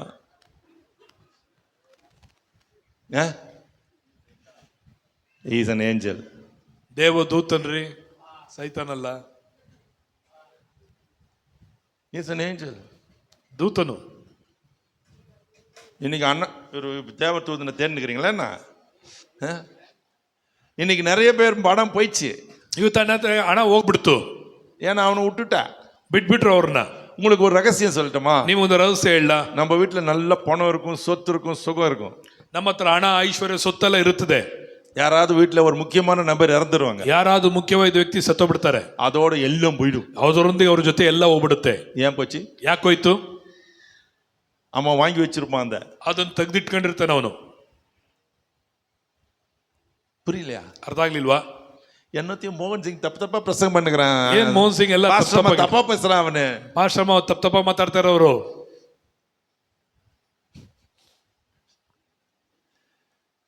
Money is an angel. ಹಣ ಎಂಬುದು ಒಂದು ದೂತನು. Gold, ಬಂಗಾರ, angel. ದೂತನು, silver, ಬೆಳ್ಳಿ, an angel, ದೂತನು, diamond, ವಜ್ರ, angel. ದೂತನು. சில ஆண்டுகளுக்கு முன்பாக ಕೆಲವು ವರ್ಷಗಳ ಹಿಂದೆ ஒரே ஒரு டைமண்ட் வாங்கி ஒரு மோதிரம் போட்டு ಒಂದೇ ಒಂದು ವಜ್ರ ತಗೊಂಡು ಒಂದು ಉಂಗುರ ಹಾಕೊಂಡಿದ್ದೆ. 9 கல்லுல அது ஒரு கல்லு. ಆ 9 ಕಲ್ಲುಗಳಲ್ಲಿ ಅದೊಂದು ಕಲ್ಲು. இப்படி கை காமிச்சா அங்க அப்படி பார்ப்பான். ಕೈ ಹಿಂಗ್ ತಿರುಗಿಸಿದ್ರೆ ದೂರದಲ್ಲಿರೋರು ಹಾಗೆ ನೋಡೋರು. அப்புறம் தான் தெரியும் அவ கையில இந்த கல் இருக்கு. ಆವಾಗ ಗೊತ್ತಾಗ್ತಿತ್ತು ಕೈಯಲ್ಲಿ ಕಲ್ಲಿದೆ. ஆனா ஒரு நாள் என்ன ஆச்சு தெரியுமா? ಒಂದಿನ ಏನಾಯ್ತು ಗೊತ್ತಾ? போனானே ಹೋದ್ನಲ್ಲ, அவ்வளோத்தையும் எடுத்துட்டான். ಅವನು ತಗೊಂಡೋಗ್ಬಿಟ್ಟ. எனக்கு இருந்த கடைசி துளி கோல்டு கூட போயிடுச்சு. ನನ್ನ ಜೊತೆಲಿದ್ದ ಕಡೆಯದ ಒಂದು ಬಂಗಾರನು ಹೋಗ್ಬಿಡ್ತು. ஒரு டைமண்ட் ಒಂದು ವಜ್ರ அவ்வளோத்தையும் வாரிட்டு போயிடுச்சு. ಎಲ್ಲವನ್ನ ತಗೊಂಡೋಗ್ಬಿಡ್ತು. எனக்கு புரியவே இல்லை, ನನಗೆ ಅರ್ಥ ಆಗ್ಲಿಲ್ಲ. ஒரு பிராமண சகோதரன் கிட்ட பேசிட்டு இருந்தேன். ಒಬ್ಬ ಬ್ರಾಹ್ಮಣ ಸಹೋದರ ಹತ್ರ ಮಾತಾಡ್ತಿದ್ದೆ. அவங்களுக்கு அறிவு இருக்குது, நமக்கு தான் கிடையாது. ಅವ್ರಿಗೆ ಜ್ಞಾನ ಇದೆ, ನಮಗೆ ಗೊತ್ತಿಲ್ಲ. நம்ம இதுவும் கிடையாது அதுவும் கிடையாது. ನಮಗೆ ಇಲ್ಲೋದು ಇಲ್ಲ, ಅದರಾಗೂ ಇಲ್ಲ, ಮಧ್ಯಾಂತರ. வாய் தான் எவ்வளவு பெருசு இருக்கும். ಬಾಯಿ ಮಾತ್ರ ದೊಡ್ಡದಾಗಿರುತ್ತೆ ನಮಗೆ. 4 சபையில சேர்ந்து 4 வருஷம் ஆகக்கூடாது. ಸಭೆಯಲ್ಲಿ ಸೇರಿ 4 ವರ್ಷ ಆಗ್ಬಿಡಬಾರ್ದು. பெரிய பாஸ்டர் இவரு, ನಾನೊಬ್ಬ ದೊಡ್ಡ ಪಾಸ್ಟ್ರು. இந்த மாதிரி பாஸ்டர் பண்டாட்டி, ಈ ಅಮ್ಮ ಪಾಸ್ಟ್ ಹೆಂಡ್ತಿ. இந்த மாதிரி நினைப்பு என்ன தெரியுமா? ಇವ್ರು எல்லாம் தெரியும் எனக்கு, ನನಗೆಲ್ಲ ಗೊತ್ತು. ஒரு மண்ணாங்கட்டியும் தெரியும், ಒಂದು ಮಣ್ಣು ನಿನಗೆ ಗೊತ್ತಿಲ್ಲ. அவங்க சொன்னாங்க, ಅವ್ರು ಹೇಳಿದ್ರು, டைமண்ட் கூட நீங்க ஒரு கமனென்ட் பண்ணீங்களா, உடன்படிக்கை பண்ணீங்களா கேட்டாங்க. ಅವ್ರು ಹೇಳಿದ್ರು, ನೀವು ವಜ್ರದೊಂದಿಗೆ ಒಡಂಬಡಿಕೆ ಮಾಡ್ಕೊಂಡ್ರಾ? உடன்படிக்கை? ಒಡಂಬಡಿಕೆನಾ? கல்லு கூடவா? ಕಲ್ಲೊಂದಿಗ? இதெல்லாம் எப்படி எனக்கு தெரியாது அப்படி. ಇದೆಲ್ಲ ನನಗೆ ಗೊತ್ತಿಲ್ಲ ಅಂತ ಹೇಳಿದೆ. அப்ப அவங்க சொன்னாங்க, ಆಗ ಅವ್ರು ಹೇಳಿದ್ರು, ஆமா ಹೌದು, கல்லோட உடன்படிக்கை பண்ணலன்னா அது போயிடும். ಅದು ಕಲ್ಲೊಂದಿಗೆ ಒಡಂಬಡಿಕೆ ಮಾಡ್ಕೊಳ್ಳಿಲ್ಲ ಅಂದ್ರೆ ಹೋಗ್ಬಿಡುತ್ತೆ. அது போயிடும், உங்களை விட்டு போயிடும். ಅದು ಮುಂದೆ ಹೋಗ್ಬಿಡುತ್ತೆ ದಾಟಿ. கல்லோட உடன்படிக்கை செய்யல, ಕಲ್ಲೊಂದಿಗೆ ಒಡಂಬಡಿಕೆ ಮಾಡ್ಕೊಳ್ಳಿಲ್ಲ. சோ இன்னைக்கு நிறைய பேரு we don't have a covenant with these. ಅನೇಕರಿಗೆ ಇಂಥ ಸಂಗತಿಗಳೊಂದಿಗೆ ಒಡಂಬಡಿಕೆ ಇಲ್ಲ. நமக்கு சொல்லி கொடுப்பது எதுவுமே வேணாம், உனக்கு எதுவுமே வேணாம். கர்த்தர் வந்தா இவ்வளவு தூதனும் கூட வருவான். ಅನೇಕರು ಹೇಳ್ಕೊಡುವಾಗ ನಮ್ಗೆ ಏನು ಬೇಡ, ಏನು ಬೇಡ, ನೀನೊಬ್ಬನೇ ಸಾಕು ದೇವ್ರ ಅಂತ ಹೇಳಿ. ಇಲ್ಲ, ದೇವ್ರು ಬರುವಾಗ ಇವೆಲ್ಲ ದೇವ್ರು ಕೊಡಿಸ್ಕೊಡ್ತಾನೆ. இவ்வளவு தூதர்களும் கூட வருவார்கள் சொன்ன, ದೂತರುಗಳು ಜೊತೆ ಬರ್ತಾರೆ. You know when Jesus was born, ಯೇಸು ಹುಟ್ಟಿದಾಗ ಏನಾಯ್ತು ಗೊತ್ತಾ? அங்க மாடு ஆடு மேய்ச்சிந்தவனுக்கு தேவதூதன் போனான். ಅಲ್ಲಿ ಕುರಿಕಾಯವರಿಗೆ ದೇವದೂತನು ಹೋದ. அங்க ஏரோது அரண்மனைக்குள்ள அங்க குழப்பத்தை உண்டு பண்ணி தேவதூதன் போனான். ಏರೋದನ ಅರಮನೆಯಲ್ಲಿ ಗಲಿಬಿಲಿ ಮಾಡಲಿಕ್ಕೆ ದೇವದೂತನು ಹೋದ. ಶಾಸ್ತ್ರಿಗಳಿಗೆ ಅರಿವಿಕ ದೇವದೂತನ್ போனான். ಶಾಸ್ತ್ರಿಗಳಿಗೆ ತೋರಿಸಲಿಕ್ಕಾಗಿ ಅವರಿಗೆ ಮಾರ್ಗದರ್ಶನಕ್ಕಾಗಿ ದೇವದೂತನು வழிகாட்டுறதுக்கு திருப்பி தேவதூதன் வீட்டுக்கு மேல வந்து நின்னான். ಅಲ್ಲಿ ಮಾರ್ಗದರ್ಶನಕ್ಕಾಗಿ ಮತ್ತೆ ದೇವದೂತನು ಮನೆ ಮೇಲೆ ಬಂದು ನಿಂತ್ಕೊಂಡ. ಯೇಸು ಉರುವಾನ பிறகு யோசேப்புக்கு இந்த செய்தி உண்மையான செய்தி, பயப்படாத சொல்றதுக்கு தேவதூதன் தான் வந்தான். ಯೋಸೇಫನಿಗೆ ಇದು ದೇವರಿಂದ ಉಂಟಾದದ್ದು ಎಂಬುದು ಸೇರಿಸಿಕೊಂಡು ಹೇಳಕ್ಕೆ ದೇವದೂತನು ಮತ್ತೆ ಬಂದ. ಮರಿಯಾಳೆ, உனக்கு ஒரு குழந்தை பிறக்க போகுது, ನಿನಗೊಂದು ಮಗು ಹುಟ್ಟುತ್ತೆ. ஐயோ நான் புருஷன் அறியேனே, ಅಯ್ಯೋ ನನ್ನ ಗಂಡನ இருக்குது எனக்கு தெரியும், ಪರವಾಗಿಲ್ಲ ನನಗೆ ಗೊತ್ತು. உன்கிட்ட பிறக்கிறது பரிசுத்தம் அல்லது, ನಿನ್ನಲ್ಲಿ ಹುಟ್ಟುವುದು ಪವಿತ್ರವಾದದ್ದು, அது உனக்கு கொடுக்கப்பட்டது, நீ கிருபை பெற்றவன் சொன்னதுக்கு ஒரு தேவதூதன் வந்தான். ಅದು ನೀನು ಹೊಂದಿಕೊಳ್ಳುವೆ, ನೀನು ದಯೆಯನ್ನು ಹೊಂದಿದವಳು ಎಂಬುದಾಗಿ ಹೇಳಲಿಕ್ಕೆ ದೇವದೂತನು ಬಂದ. Everything the angel of God is sent from heaven. ಎಲ್ಲದಕ್ಕೂ ಎಲ್ಲಾ ವಿಷಯಗಳಿಗೂ ಪರಲೋಕದಿಂದ ದೂತನನ್ನ ಕರ್ತನು ಕಳಿಸಿದ್ದಾನೆ. ನಾನು ಏನ ತಪ್ಪ சொன்னேனாப்பா? ನಾನೇ ತಪ್ಪಾಗಿ ಹೇಳ್ತಾ ಇದ್ದೇನಾ? என் பேரை சொல்றேன், ನನ್ನ ಮೊಮ್ಮಗ ಹೇಳ್ತಾನೆ, 5 வயசு இப்பதான் முடிஞ்சு 6வது வயசு தொடங்குது. ಈಗ 5 ಮುಗಿದು 6ಗೆ ಹೋಗ್ತಾ ಇದ್ದಾನೆ ಅಷ್ಟೇ. அவன் சொன்னான் அவங்க அம்மாட்ட, ಅವ್ರ ಅಮ್ಮನಿಗೆ ಹೇಳ್ದ ಅವನು, ಅಮ್ಮ, I saw an angel coming down. ದೇವದೂತನು ಇಳಿದು ಬರ್ತಾ ಇದ್ದಾನೆ, ನೋಡಿದೆ ಅಮ್ಮ.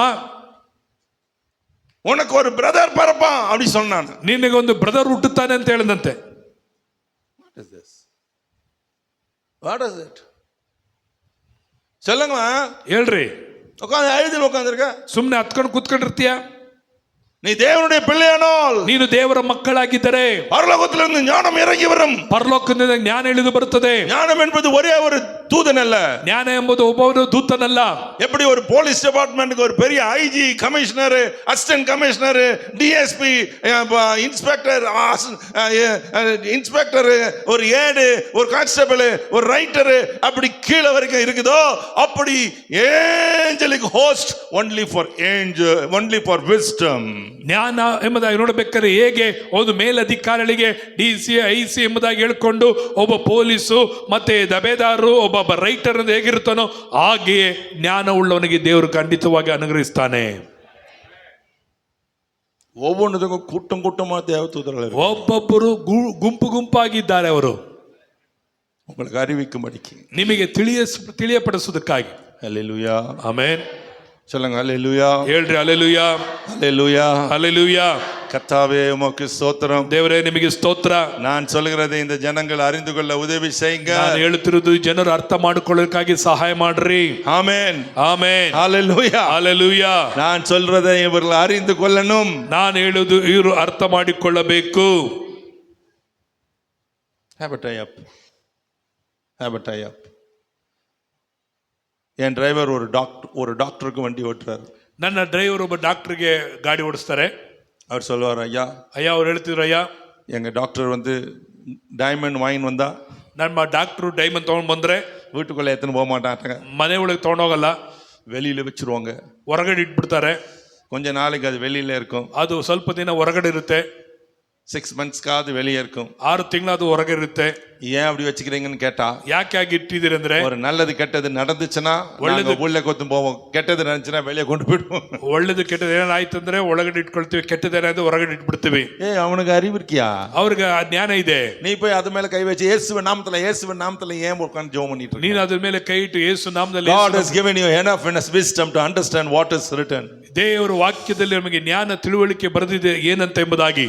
யோபு புத்தகத்தை வாசிங்க. என்ன போட்டிருக்கான்? உடன்படிக்கை உண்டு, கற்களோடு உமக்கு உடன்படிக்கை உண்டு.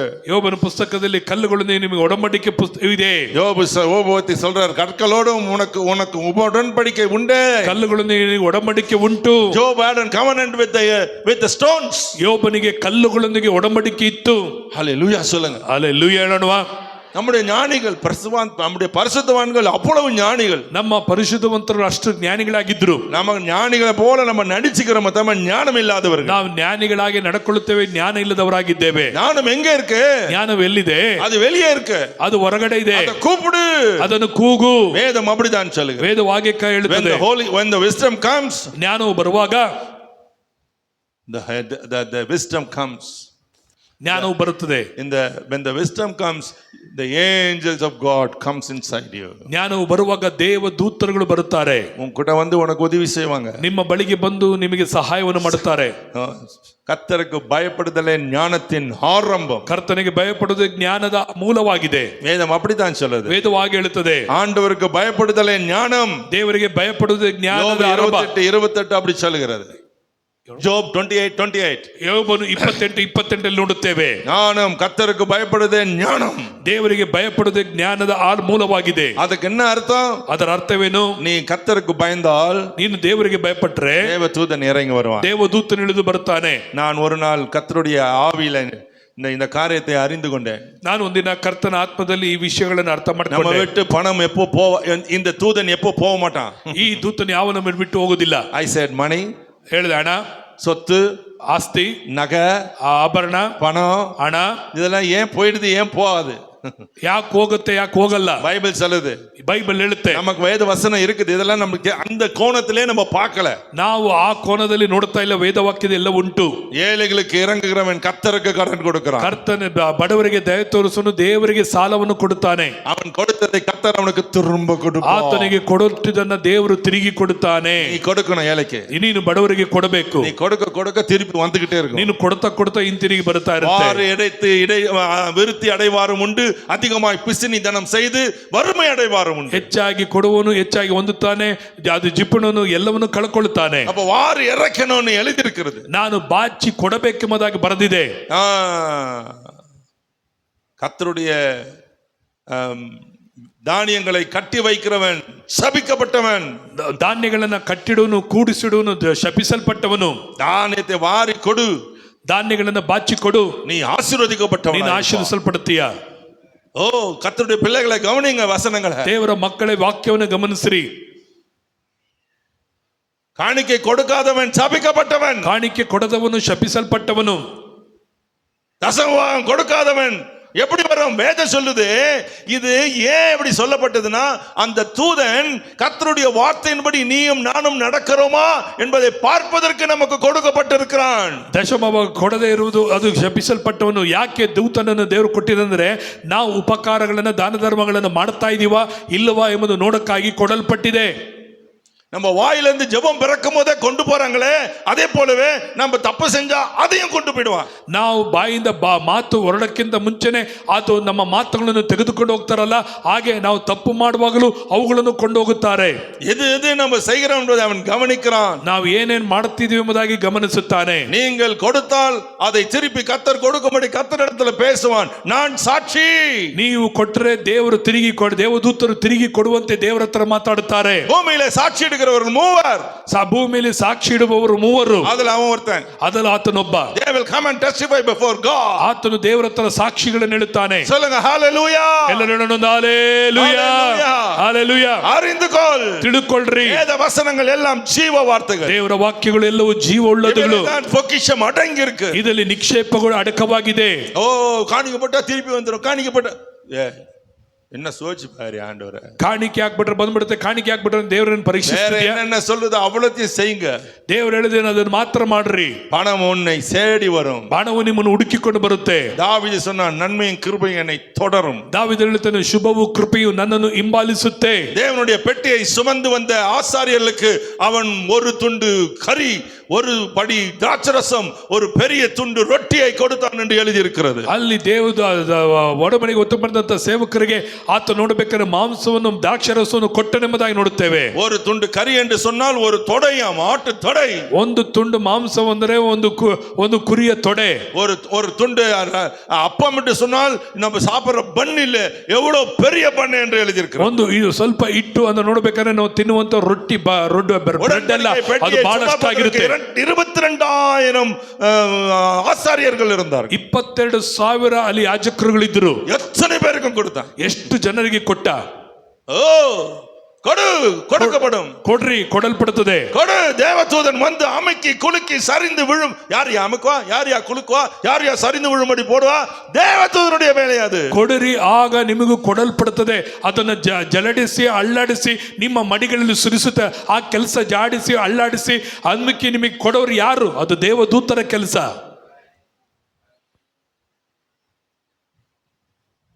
வறுமையிலிருந்து ஆளுகைக்கு போகிறவர்கள் உண்டு, சிறைச்சாலையிலிருந்து ஆளுகைக்கு போகிறவரும் உண்டு, ஆளுமையிலிருந்து பிச்சைக்காரனாவது உண்டு.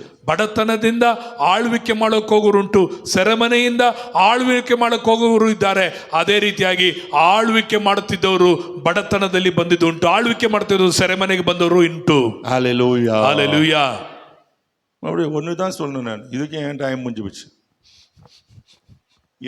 7 ஆவிகளை எங்க பேசுறது? 7 ಆತ್ಮಗಳ ಬಗ್ಗೆ ಎಲ್ಲಿ ಮಾತಾಡೋದು?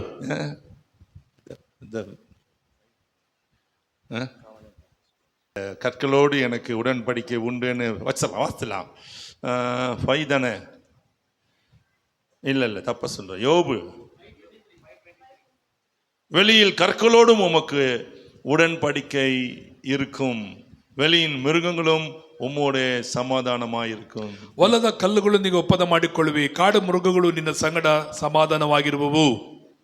உடன்படிக்கை பண்ணி போயிடக்கூடாதுனே. ಒಪ್ಪಂದ ಮಾಡಿಕ ಹೋಗ್ಬಿಡ್ಬಾರ್ದು. ಎತ್ರ ಒಲ್ಚಿ ವಚ್ಚನ ತಿರುಣ ತೂಗಿನ ಬಿಡುವ. ಎಲ್ಲಿ ಹೋಗಿ ಬಚ್ಚಿ ಇಟ್ಕೊಂಡಿದ್ರೆ ಕಳ್ಳನ ಕತ್ಕೊಂಡು ಹೋಗ್ಬಿಡ್ತಾನೆ. ஹல்லேலூயா, ஹல்லேலூயா. இப்ப தெரியுதா? ಈಗ ಗೊತ್ತಾಗುತ್ತಾ? கொஞ்சம் சொன்னேன், அதுக்கே உங்க தலையெல்லாம் பிதுங்கி கண்ணெல்லாம் ஆயிடுச்சு. ಸ್ವಲ್ಪನೇ ಹೇಳಿದೆ, ನಿಮ್ಮ ತಲೆಗಳೆಲ್ಲ ಇವಾಗ ಹಾಗೆ ಸಿಡಿದು ನಿಮ್ಮ ಕಣ್ಣುಗಳೆಲ್ಲ ಹೊರಗಡೆ ಬರ್ತಾ ಐತೆ. ಜ್ಞಾನ. நம்ம ஆளுங்களுக்கு அறிவு கிடையாது. ನಮ್ಮ ಜನಕ್ಕೆ ಜ್ಞಾನ ಎಂಬುದಿಲ್ಲ. இதை கண்டுபிடிக்க தெரியாது. ಇದನ್ನು ಕಂಡುಹಿಡಿಯಲು ஒரு தேவதூதன் சொல்லி இந்த மாதிரி சூட் போட்டு என்ன மாதிரி ஒன்று போட்டு வந்துட்டான். இந்த ஆளு சைக்கிளில் போனா, தேஞ்சு போன செருப்பு போட்டுக்கின்னு போனா, இன்னைக்கு என்ன இவனுக்கு இவ்வளோ வந்துச்சு? இவ போட்டுக்கு இப்படி சூட்டும் கிட்டும் காரம் போட்டுங்கிறானே. ஒருத்தன் ஹெலிகாப்டரில் போனால் அவன் ஹெலிகாப்டரில் போகிறான். ஒருத்தர் தனியாக ஃப்ளைட் வச்சுருந்தா காட்சி யாரு கொடுக்கறது? எல்லாம் சபை தான் கொடுக்குது. ஏன் லூசு? சபை இல்லையா? சபையை கொடுக்க வைக்கிறது ஒரு தூதன், அவனை கொடுக்க வைக்கிறது தேவன். அவனை கொடுக்கும்படி இவன் கண்ட்ரோல் பண்ணுகிறது இவனுடைய முழங்கால் யுத்தம். ಪ್ರೈಸ್ ಅಲ್ಲ. ಈ ರೀತಿಯಾದ ಸೇವಕರು ಕೋಟು ಶೂಟು ಕಾರು ಬೈಕಲ್ಲಿ ಹೋಗ್ಬೇಕಾದ್ರೆ, ಹೆಲಿಕಾಪ್ಟರ್ ಹೋಗ್ಬೇಕು, ಅನೇಕ ಜನರಿಗೆ ಕಣ್ಣು ಹಾಗೆ ಬಿಟ್ಕೊಂಡು ಎಲ್ಲಿಂದ ಬರುತ್ತೆ, ಇವರು ಚರ್ಚಲ್ಲಿ ಇರೋದೆಲ್ಲ ತಗೊಳ್ತೇನೆ, ಚರ್ಚಿಗೆ ಯಾರು ಕೊಡ್ತಾನೆ, ಚರ್ಚಿಂದ ಎಲ್ಲಿ ಬರುತ್ತೆ? ಅದು ದೇವ ದೂತರ ಮೂಲಕವಾಗಿ ಕೊಡಲ್ಪಡುವಂಥದ್ದಾಗಿದೆ. ನಾವುಗಳು ಹುಚ್ಚರಾಗಿ ನಾವು ನೋಡ್ತಾ ಇದ್ದೀವಿ.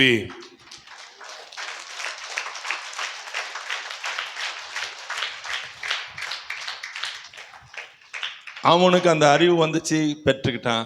அவருக்கு ஞானம் ಬಂತು, ಅವರು ಹೊಂದ್ಕೊಂಡ್ರು. மட்டுப்பட்டுடுச்சு, பேசிக்கிட்டே இருக்கிறான். ಅರಿವು ಅನೇಕರ ಜ್ಞಾನ ಇಲ್ಲದಕ್ಕಾಗಿ ಅವರು ಅನೇಕರು ಮಾತಾಡ್ತಾನೆ ಇರ್ತಾರೆ. எத்தனை பேர் நீங்க அப்படி ஆக போறீங்க? ಎಷ್ಟು ಮಂದಿ ನೀವು ಆಗ ಆಗೋಕೆ ಹೋಗುತ್ತೀರಾ? எனக்கு ஒத்துன்றீங்களா? ನನಗೇನು ಬೇಡ ಸ್ವಾಮಿ, ನನಗೇನು ಬೇಡ ಸ್ವಾಮಿ. ಬೇಡதான் எல்லாம் போடும். ಬೇಡವಾ?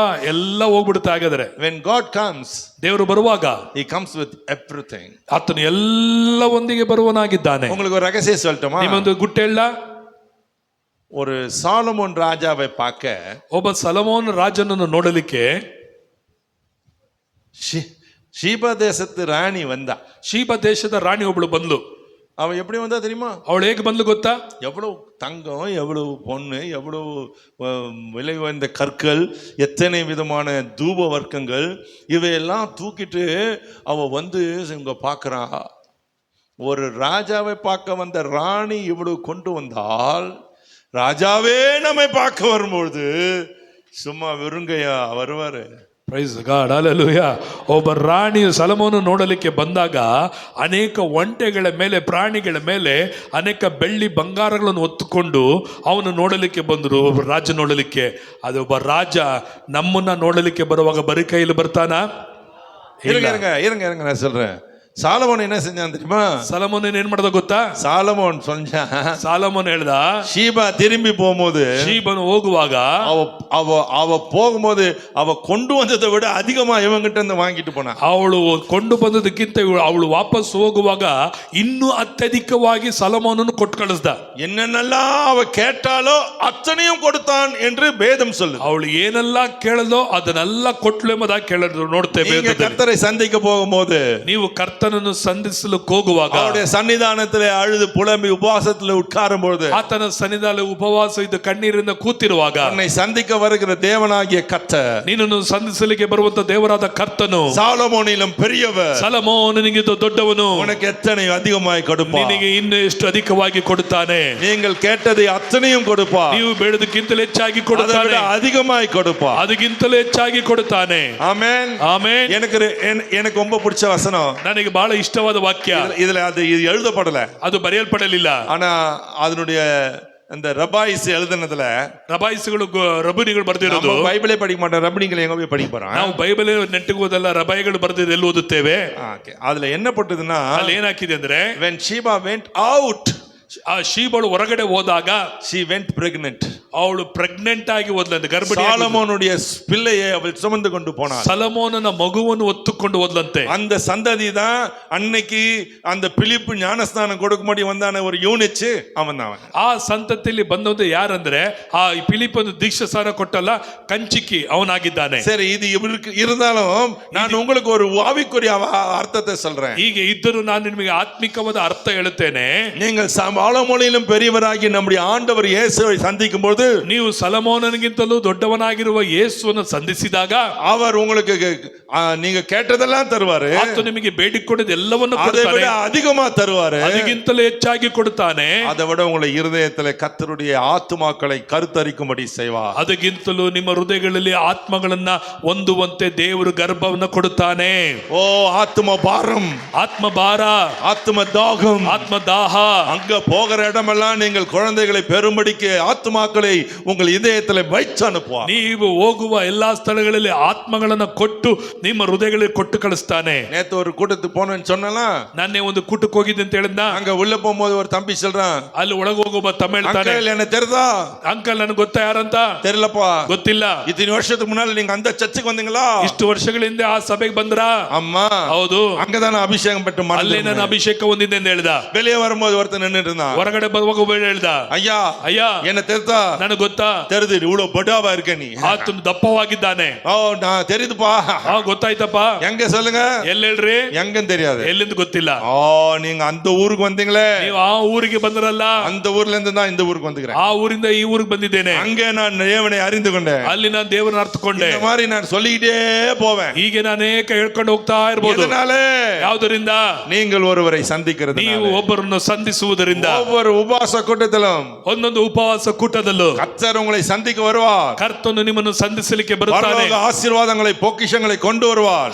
ಪರಲೋಕದ ಆಶೀರ್ವಾದ ಬೊಕ್ಕಿಸಗಳನ್ನು ತರುತ್ತಾನೆ. எல்லா பொக்கிஷமும் எல்லா ஆசீர்வாதமும் அவருக்குள் அடங்கி இருக்கிறது. ಎಲ್ಲ ಆಶೀರ್ವಾದಗಳು ಎಲ್ಲ ಬೊಕ್ಕಸಗಳು ಆತನಲ್ಲಿ ಅಡಗಿದೆ. நீ கேட்கிறதை கொடுப்பார், ನೀನು ಕೇಳಿದನ್ನು ಕೊಡುತ್ತಾನೆ. அதை விட அதிகமாய் கொடுப்பார், ಅದಕ್ಕಿಂತಲೂ ಹೆಚ್ಚಾಗಿ ಕೊಡುತ್ತಾನೆ. எல்லாவற்றுக்கும் மேலாய் ಅದಕ್ಕೆ ಮೇಲಾಗಿ உங்களை ஒரு அருமையான ஊழியக்காரனாய் ஊழியக்காரியாய் மாற்றுவார். ನಿಮ್ಮನ್ನು ಒಂದು ಒಳ್ಳೆಯ ಸೇವಕರುಗಳಾಗಿ ಸೇವಕಿಯಾಗಿ ದೇವರು ಮಾರ್ಪಡಿಸುತ್ತಾನೆ. தீர்க்க தரிசன வரம், ಪ್ರವಾದನೆಯ ವರ, சுகமளிக்கிற வல்லமை, ಸೌಖ್ಯಪಡಿಸುವ ಶಕ್ತಿ, ஆவியில அறிவுகிற அறிவு, ವಾಕ್ಯದ ತಿಳುವಳಿಕೆ ಮಾಡುವ ಆತ್ಮ, சகலத்தையும் அறிகிற ஞானம், ಸಕಲವನ್ನು ತಿಳ್ಕೊಳ್ಳುವಂತ ಜ್ಞಾನ, கர்த்தருக்கு பயப்படுகிற பயம், ದೇವರಿಗೆ ಭಯಪಡುವ ಭಯ.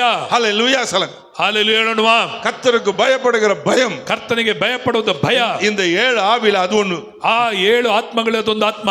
ஏசாயா 11:2 படிச்சோமே, அதுல 7 ஆவியில கர்த்தருக்கு பயப்படுகிற பயம். ಏಷಯ 11:2 ಓದೋದಲ್ಲ, ಕರ್ತನಿಗೆ ಭಯಪಡುವ ಭಯ, ಅದೊಂದು ಆತ್ಮ. அது ஒரு ஆத்மா, ಅದೊಂದು ಆತ್ಮ. அந்த ஆத்மா யாரு? அது ஒரு தேவதூதன். ಆ ಆತ್ಮನೇ ಯಾರೋ ಒಬ್ಬ ದೇವದೂತನು. அவன் தான் உங்களுக்குள்ள பயத்தை கொண்டு வந்து கொடுப்பான். ಆತನೇ ನಿಮಗೆ ಭಯವನ್ನು ಕೊಂಡಿಡುತ್ತಾನೆ. இப்படி நடுங்கிறது இல்ல, ಭಯ ನಡುಗುವಂತದ್ದಲ್ಲ. அது பேய பார்த்து பயப்படுறது. ಅದು ದೆವ್ವವನ್ನು ನಡುಗುವಂತದ್ದು. சில பேர் அப்பா அம்மா பார்த்து சில பிள்ளைங்க பயப்படும். ಕೆಲವರು ಅಪ್ಪ ಅಮ್ಮ ನೋಡಿದ್ರೆ ಮಕ್ಕಳು ಎದುರುತ್ತದೆ. சில பொண்டாட்டி பார்த்து பயப்படும், சிலர் பொண்டாட்டி புருஷனை பார்த்து பயப்படும். ಕೆಲವರು ಹೆಂಡತಿ ಗಂಡ ನೋಡಿರ್ತಾರೆ, ಗಂಡ ಹೆಂಡತಿ ನೋಡಿದ್ರೆ ಎದುರುತ್ತಾನೆ. தேவனுக்கு பயப்படுகிற பயம், ದೇವರಿಗೆ ಭಯಪಡುವ ಭಯ. இந்த பயத்தை யார் கொடுப்பா? ಈ ಭಯವನ್ನು ಯಾರು ಕೊಡ್ತಾರೆ? சொல்லுறது ஒரு ஆத்மா, ಒಂದು ಆತ್ಮ, ஒரு ஆவி, ಒಂದು ಆತ್ಮ, Spirit of God. ದೇವರ ಆತ್ಮವು. நீங்கள் கர்த்தருக்கு பயப்படும்படிக்கு ನೀವು ದೇವರಿಗೆ ಭಯಪಡುವಂತೆ கர்த்தர் ஒரு ஆவியை கொடுத்திருக்கிறார். ಕರ್ತನು ನಿಮಗೆ ಆತ್ಮವನ್ನು ಕೊಟ್ಟಿದ್ದಾನೆ. யோசேப்பு சொன்னான், ಯೋಸೇಫನು ಹೇಳಿದನು, தேவனுக்கு பயப்படாமல் போகும்படிக்கு இத்தனை பெரிய பாவத்தை நான் செய்வது எப்படி? ನಾನು ದೇವರಿಗೆ ಭಯಪಡದೆ ಇಂಥ ಒಂದು ಪಾಪವನ್ನು ನಾನು ಹೇಗೆ ಮಾಡೋದು? அப்ப அவனுக்குள்ள இருந்தது என்ன? ಹಾಗಾದ್ರೆ ಆತನಲ್ಲಿ ಇದ್ದುದು ಏನು? தேவனுக்கு பயப்படுகிற ஒரு பயம். ದೇವರಿಗೆ ಭಯಪಡುವ ಭಯ. அவர் ஒரு ஆவியை பெற்ற மனுஷன். ಆತನ ಒಂದು ಆತ್ಮನನ್ನು ಹೊಂದಿದಂತ ವ್ಯಕ್ತಿ. உலகத்தின் ராஜாவாகிய பார்வோன் சொல்லுகிறான், இத்தனை ஆவியை பெற்ற ಮನುಷ್ಯನೇ ಉಲಗத்துல ಬೇರೆ ಯಾರಾவது பார்க்க முடியுமா? ಲೋಕದಲ್ಲಿ ಒಬ್ಬ ಅರಸನು ಹೇಳ್ತಾನೆ, ಈ ರೀತಿಯಾದ ದೇವರ ಆತ್ಮನನ್ನು ಹೊಂದಿದಂತ ವ್ಯಕ್ತಿಯನ್ನು ನಾನು ಬೇರೆ ಎಲ್ಲೂ ನೋಡಲಿಲ್ಲ ಅಂತ ಹೇಳ್ತಾನೆ. தெரியுமா? ನಿಮಗೆ ಗೊತ್ತಾ? You know any time that somebody is watching you? ನಿಮಗೆ ಗೊತ್ತಾ ನಿಮ್ಮನ್ನು ಎಲ್ಲರೂ ಗಮನಿಸ್ತಿರ್ತಾರೆ ಎಂಬುದಾಗಿ? நீ தனியா பாரு, செல்லு யாருமே இல்லை, சோத்திரம் கத்தாவே பார்த்து நீர் எதனா அசிங்கமான ஒரு படத்தை, ನೀನು ಯಾರು ಇಲ್ಲ ಅಂತ ಹೇಳಿ ಸ್ತೋತ್ರ ಮಾಡಿಕೊಂಡು ಮೊಬೈಲಲ್ಲಿ ಬೇಡವಾದ ಅಸಹ್ಯವಾದ ನೋಡ್ತಿದ್ರೆ, நான் டாய்லெட்ல தனியா உட்காந்துருக்கேன், ಟಾಯ್ಲೆಟ್ ಯಾರು ಇಲ್ಲ, தனியா உட்காந்துருக்கேன், ಒಂಟಿಯಾಗಿ ಕೂತಿದ್ದೇನೆ, பார்த்தான்னா யாரு பார்க்க போறா? ಯಾರು ನೋಡಿದ್ರೆ ಯಾರು ನೋಡ್ತಾರೆ? கூட ஒரு தேவதூதன் இருக்கான், ಕೂಡಲೇ ದೂತನಿದ್ದಾನಲ್ಲಿ. கண்கள் பார்த்து கொண்டிருக்கிறது, ಕಣ್ಣುಗಳು ನೋಡುತ್ತಾ ಇರ್ತದೆ. Do you know there are 7 eyes of God? ದೇವರ 7 ಕಣ್ಣುಗಳು ನಿಮಗೆ ಗೊತ್ತಾ? பைபிள் படிக்கிறதில்லையா? ಬೈಬಲ್ ಓದಲ್ವಾ ನೀವು? தேவனுடைய 7 கண்கள், ದೇವರ 7 ಕಣ್ಣುಗಳು பூமி எங்க உலாவிக் கொண்டிருக்கு. ಭೂಮಿಲಿ ಎಲ್ಲಾ ಕಡೆ ಸಂಚರಿಸ್ತಾ ಇದೆ.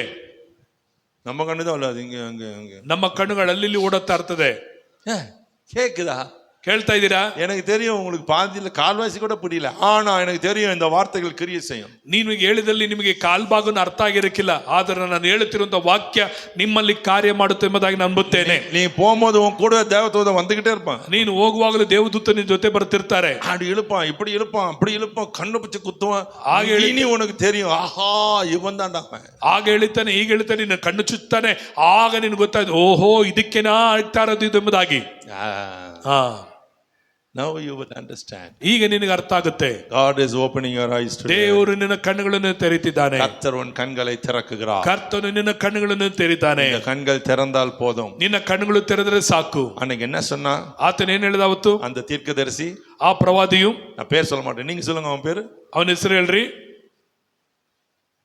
யாருன்னே சொல்ல, ಯಾರು ಹೇಳಿಲ್ಲ. எனக்கு ஏமன் சொல்லி தரான். ನನಗೆ ಯಾರು ಹೇಳ್ಕೊಡ್ತಾರೆ? என் கூட ஒருத்தர் நின்று தான் ನನ್ನ ಜೊತೆಲಿ ಒಬ್ರು எதனா வச்சுக்கிறேன், நீங்க பாத்துக்க எதனா வச்சுக்கிறேன். இவர் தேடி தேடி பாக்குறாரு என்ன வசனம் சொல்ல போறான்னு. ನನ್ನ ಜೊತೆಲಿ ಏನು ಇಟ್ಕೊಂಡಿಲ್ಲ. There is somebody standing by me and teaching me, I am teaching you. ನನಗೆ ಪಕ್ಕದಲ್ಲಿ ಯಾರು ನಿಂತ್ಕೊಂಡು ಹೇಳ್ಕೊಡ್ತಾ ಇದ್ದಾರೆ, ನಾನು ನಿಮ್ಗೆ ಹೇಳ್ತೇನೆ. வாய் விரிவாத்தர ಬಾಯಿ ತೆರಿತೇನೆ ಅಷ್ಟೇ. கர்த்தர் வாயில வார்த்தையை போடுவார். ದೇವರು ವಾಕ್ಯವನ್ನು ಬಾಯಿಲಿ ಹಾಕ್ತಾನೆ. தேவன் என்ன சமையல் செஞ்சிருக்கிறாரா, வார்த்தையை எடுத்து வாயில போடுறதுக்கு. ದೇವರು ಅಡಿಗೆ ಮಾಡ್ತಾ ಇದ್ದಾರೆ, ಬಾಯಿಲಿ ತೆಗೆದು ಹಾಕಕ್ಕೆ. Somebody with you. ಯಾರು ನಿನ್ನ ಸಂಗಡ ಒಬ್ರು ಇದ್ದಾರೆ. Somebody with you. ಯಾರು ನಿನ್ನ ಸಂಗಡ ಇದ್ದಾರೆ. He is putting words in your mouth. ಆತ ನಿನ್ನ ಬಾಯಿಲಿ ಮಾತಾಡುತ್ತಾನೆ. ನೀ என்ன பேசணும்னு போடுவான். ನೀನ್ ಏನ್ ಮಾತಾಡಬೇಕು ಅನ್ನೋದು ಆತನ ಹೇಳ್ತಾನೆ. ಹಲೋ ಕೇಳ್ರಿ, கண்கள் திறக்கப்பட்டவன் பேசுகிறதாவது. ಕಣ್ಣನ್ನು ತೆರೆಯಲ್ಪಟ್ಟವನು ಮಾತನಾಡುವುದು ಹೇಳೋದೇನು? யாரு? there you are. பிலேயாம் சொல்றான், பிலேயாம் ಹೇಳ್ತಾನೆ, தீர்க்கதரிசி ಪ್ರವಾದಿ ಹೇಳ್ತಾನೆ, அவன் பார்த்து சொல்றான், கண்கள் திறக்கப்பட்டவன், ಕಣ್ಣು ತೆರೆಯಲ್ಪಟ್ಟವನು ಹೇಳ್ತಾನೆ, யாக்கோபில ஒரு நட்சத்திரம் உதிக்கிறது. ಯಾಕೋಬಲ್ಲಿ ಒಂದು ನಕ್ಷತ್ರ ಉಂಟಾಗುತ್ತದೆ. நம்ம அடுத்த மாசம் இன்னொரு அடுத்த வாரம் கட்டிடுங்களா ஸ்டார்லாம்? ಮುಂದಿನ ವಾರ ನಾ ಸ್ಟಾರ್ಗಳು ಕಟ್ತೀರಾ? நேத்து ஒரு சர்ச்சுக்கு போனோம், நிறைய ஸ்டார். ಒಂದೆನ್ನೆ ಒಂದು ಚರ್ಚಿಗೆ ಹೋಗಿದ್ದು, ಒಂದು ದೊಡ್ಡ ನಕ್ಷತ್ರ ಸ್ಟಾರ್. போன வாரம் நாகர்கோயிலுக்கு போயிருந்தேன், ஒரே வீட்டுல 100 ஸ்டார். ಹೋದ ವಾರ ನಾಗರಕೋಯಿಲ್ ಒಂದೇ ಮನೇಲಿ 100 ಸ್ಟಾರ್ಗಳು. அவங்க வீட்டு எதிர்க்க ஒருத்தர் 150 ಸ್ಟಾರ್. ಅವರ ಮನೆ ಎದುರುಗಡೆ ಒಬ್ಬ 150 ಸ್ಟಾರ್. போட்டி, நீ 100 நான் 150. ಮುಯ್ಗೆ ಮುಯ್, ನಾನಾ ನೀನಾ. யாக்கோபில் ஒரு நட்சத்திரம் உதித்தது. ಯಾಕೋಬಲ್ಲಿ ಒಂದು ನಕ್ಷತ್ರ ತೋಚಿತು. அந்த பார்த்தான் பாரு அவன், ಅದು ನೋಡಿ ಅವನು கண்கள் திறக்கப்பட்டவன், ಕಣ್ಣು ತೆರೆಯಲ್ಪಡ್ತು. இன்னைக்கு நம்ம உலக மக்கள், ಇವತ್ತು ಲೋಕದ ಮಕ್ಕಳು பல கோயில்களுக்கு போறாங்களே, ಅನೇಕ ದೇವಸ್ಥಾನಕ್ಕೆ ಹೋಗ್ತಾರಲ್ಲ, இங்க அங்க அங்க எங்க தமிழ்நாட்டுல ஒரு கேஸ் வர நடந்துக்குது. ಅಲ್ಲಿ ಇಲ್ಲಿ ಹೋಗ್ತಾ ಇದೆ. ತಮಿಳುನಾಡು ಒಂದು ಕೇಸ್ ನಡೀತಾ ಇದೆ. ಎಲ್ಲ அந்த ஆலயம் இந்த ஆலயம், அந்த கோயில் அந்த கோயில், அந்த மலை மேல ஏன் போறான்? ಆ ಬೆಟ್ಟ ಈ ಗುಡ್ಡ ಅಂತ ಯಾಕೆ ಹೋಗ್ತಾ ಇದ್ದಾನೆ? அங்க ஒரு யாக்கோபு, ಅಲ್ಲೊಬ್ಬ ಯಾಕೋಬನು அன்றைக்கு ஒரு தரிசனம் பார்த்தான். ಅಲ್ಲೊಂದು ದರ್ಶನ ನೋಡಿದ. ದೇವದೂತர்கள் ಏರ್கிறது ಇರகிறதையும் பார்த்தான். ದೇವದೂತರುಗಳು ಹತ್ತುವುದು ಇಳಿಯುವುದನ್ನು ನೋಡಿದನು. ಅದதான் அவங்க சொல்றாங்க, ಅರಬಡಿ வீடு. ಅದಕ್ಕಾಗಿ ನೋಡುತ್ತೇವೆ ಆತನು, ಇದು ದೇವರ ಮನೆ. அதுதான் அவங்க சொல்றாங்க, அறுபடை வீடு. ಅರುಬಡೈ, அறுபடை படை படை அறுபடை, ಅದು ಸೈನ್ಯದ ಮನೆ ಎಂಬುದಾಗಿ ಹೇಳ್ತಾರೆ. நான் படிச்சியா, எல்லாத்தையும் படிச்சு வச்சிருக்கேன், அதான் சும்மா பேசல நான். ಇದು ನಾನು ಸುಮ್ಮನೆ ಹೇಳ್ತಾ ಇಲ್ಲ, ನೋದಿದ್ದನ್ನು ಹೇಳ್ತಾ ಇದ್ದೀನಿ. கர்த்தருக்கு ஸ்தோத்திரம், ದೇವರಿಗೆ ಸ್ತೋತ್ರ. அவங்களுக்கு தெரியுதுயா, உனக்கு எனக்கு தெரியல. அவருக்கு கண்ணை, என் கண்ணை பிசாசு குருடாக்கி வச்சிருக்கு. ಅವ್ರಿಗೆ ಗೊತ್ತಾಗ್ತಾ ಇದೆ, ನಮಗೆ ಗೊತ್ತಾಗ್ತಾ, ನಮ್ಮ ಕಣ್ಣುಗಳನ್ನು ಮಂಕು ಮಾಡಿಟ್ಟಿದ್ದಾನೆ.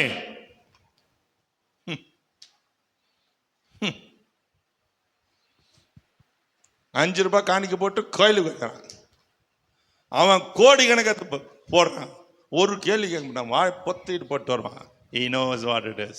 ₹5 ಕಾಣಿಕೆ ಆಗ್ಬಿಟ್ಟು 50,000 ಪ್ರಶ್ನೆ ಆಗ್ತಿರ್ತಾರೆ. ಅವರು ಕೋಟಿ ಗಟ್ಟಲೆ ಹಾಕ್ಬಿಟ್ಟು ಒಂದು ಪ್ರಶ್ನೆ ಹಾಕಲ್ಲ, ಬಾಯಿ ಮುಚ್ಕೊಂಡು ಹೋಗ್ತಿರ್ತಾರೆ. ஏன் ಯಾಕೆ? ಯಾಕೆ? இன்னிலிருந்து தெரிஞ்சுக்கும், ಇವತ್ತಿಂದ ತಿಳ್ಕೋ. கர்த்தருடைய ஆவியானவர் நம்முடைய கண்களை திறப்பாரா. ಕರ್ತನ ಆತ್ಮನು ನಮ್ಮ ಕಣ್ಣುಗಳನ್ನು ತೆರೆಯಲಿ. ஆவியானவர் எங்க உண்டோ, ದೇವರ ಆತ್ಮನಲ್ಲಿ ಉಂಟು விடுதலை உண்டு. ಬಿಡುಗಡೆ ಉಂಟು. சொல்லுங்க, விடுதலை உண்டு. ಹೇಳ್ರಿ, ಬಿಡುಗಡೆ ಉಂಟು. கர்த்தருக்கு பயப்படுகிற பயம், ಕರ್ತನಿಗೆ ಭಯಪಡದ ಭಯ, ಆಲೋಚನೆ, இதுவும் ஒரு ஆவி. ಇದೊಂದು ಆತ್ಮ. வேதம் சொல்லுகிறது ஆவி. ಇದು ಹೇಳ್ತಿದ್ದ ಒಂದು ಆತ್ಮ. ಇದು It is the spirit of God. ಇದು ದೇವರ ಆತ್ಮ. இன்னும் விளக்கமா சொல்லலாம், இது ஒரு தூதன். ಇದೊಂದು ನಿಮಗೆ ವಿವರವಾಗಿ ಹೇಳ್ಬೇಕಾದ್ರೆ ದೂತನು. ஆலோசனை எங்க இருந்து வருது? ಆಲೋಚನೆ ಎಲ್ಲಿಂದ ಬರುತ್ತದೆ? தச்சையில ஒரு தாட் வந்துச்சு எனக்கு. ತಕ್ಷಣ ಒಂದು ನನಗೊಂದು ಯೋಚನೆ ಬಂತು. சொல்றீங்களா? ಹೇಳ್ತೀರಾ? எங்க வந்துச்சா? ಎಲ್ಲಿಂದ ಬಂತು? Thank God. ಓ ದೇವರಿಗೆ ಸ್ತೋತ್ರ. எக்ஸாம்ல ஒண்ணுமே புரியல, உட்காந்து ஒயிட்ல உட்காந்து நின்ற பிளாங்கா, டாண்டோரே எனக்கு உதவி செய்யுங்க தொட்டின்னு ஒரு தாட் வந்துச்சு. எங்க இருந்துச்சு? ಎಕ್ಸಾಮ್ ಬರೆಯುವಾಗ ಏನು ಬರಿಬೇಕಂತ ಗೊತ್ತಾಗಲ್ಲ, ಹಂಗೇ ಸುಮ್ಮನೆ ಕುತ್ಕೊಂಡ್ಬಿಟ್ಟಿದೆ. ಆಗ ಕೂಡಲೇ ಒಂದು ಯೋಚನೆ ಬಂತು. ಅದು ಎಲ್ಲಿಂದ ಬಂತು? எங்கிருந்து வந்துச்சு? ಎಲ್ಲಿಂದ ಬಂತಮ್ಮ? ஏமா அங்கிருந்து வராது, இங்கிருந்து தான் வரணும். ಅದು ಎಲ್ಲಿಂದ ಬರಲ್ಲ, ಇಲ್ಲಿಂದ ಬರುತ್ತದೆ. அப்புறம் வந்து ಕೇಳು, எனக்கு இல்லன்னு. ಆಮೇಲೆ போயிட்டுன்னு சொல்லுவேன் நான். ಆಮೇಲೆ ಬಂದು ಕೇಳು. நான் தான் ನೋಟ್ பண்ணிನಲ್ಲ ಯಾರು ಯಾರನ್ನ. இப்போ ನಾನು ಎಲ್ಲರೂ ನೋಡ್ತಾ ಇದ್ದೀನಿ, ಯಾರು ಮಾಡ್ತಾ ಇದ್ದೀರಿ, ಕೇಳ್ತಾ ಇದ್ದೀರಿ ಎಂಬುದಾಗಿ.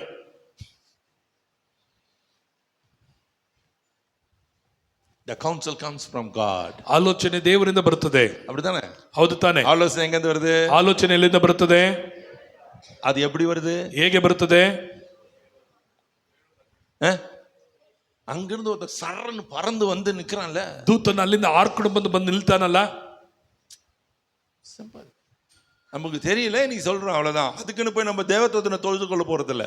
ನಮಗೆ ಗೊತ್ತಿದೆ ಹೇಳ್ತಾ ಇದ್ದೀವಿ, ಅದಕ್ಕಾಗಿ ದೇವದೂತರನ್ನು ಹೋಗಿ ನಾವು ಆರಾಧನೆ ಮಾಡಕ್ ಹೋಗಲ್ಲ.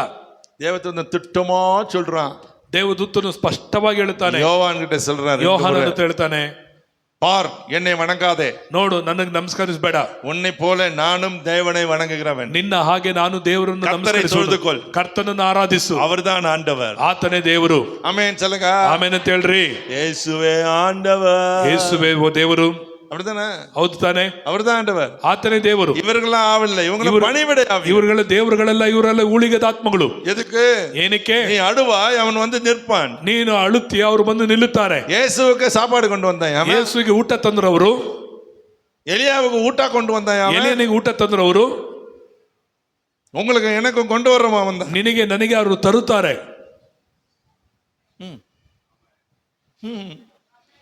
மண்டையில ஏறாது, ತಲೆಗೆ ಹತ್ತದಿಲ್ಲ. ஏன்? ಯಾಕೆ? நம்ம போய் வளர்க்கணும், அரிக்கணும், உடைக்கணும், ನಾವೆಲ್ಲ ಹೋಗಿ ದುಡ್ಡು வர. ஏ ಕಮಾನ್, ನಾವು ಹೋಗಿ ಅಳಬೇಕು, ಪ್ರಯಾಸ ಪಡಬೇಕು, ಬೆವರು ಸುರಬೇಕು, ಬಂಡೆ ಹೊಡಿಬೇಕು, ಅವಾಗಲೇ ದುಡ್ಡು ಬರೋದು. இப்படி என்ன வச்சிருந்தா நீ ಹೆಲಿಕಾಪ್ಟರ್ பொம்மையில கூட வாங்க முடியாது. ನೀನು ಈ ರೀತಿ ಯೋಚನೆ ಇಟ್ಕೊಂಡ್ರೆ ಹೆಲಿಕಾಪ್ಟರ್ ಗೊಂಬೆಲ್ಲೂ ತೊಗೊಳಕ್ಕಾಗಲ್ಲ.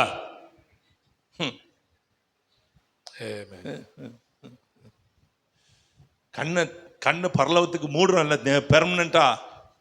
ಪರಲೋಕಕ್ಕೆ ಹೋಗುವಾಗ ಕಣ್ಣು ಮುಚ್ಚುತ್ತೀವಲ್ಲ ಪರ್ಮನೆಂಟ್ ಆಗಿ. செத்து போன பேர் கண்ணை மூடுறோம்ல, ಸತ್ತೋದಾಗ ಕಣ್ಣು ಮುಚ್ಚುತ್ತೀವಲ್ಲ, அப்பதான் இதெல்லாம் தெரியும். ಆವಾಗ ಇದೆಲ್ಲ ಗೊತ್ತಾಗುತ್ತೆ. அட பாவத்தை பக்கத்துல இருந்துக்குது, அவ்வளத்தையும் விட்டுட்டேனே, ಅಯ್ಯೋ ಇದೆಲ್ಲ ಪಕ್ಕದಲ್ಲಿ ಇದೆ, ನಾನು ಇದನ್ನೆಲ್ಲ ಬಿಟ್ಟು ಬಿಟ್ಟಿದ್ದೀನಲ್ಲ.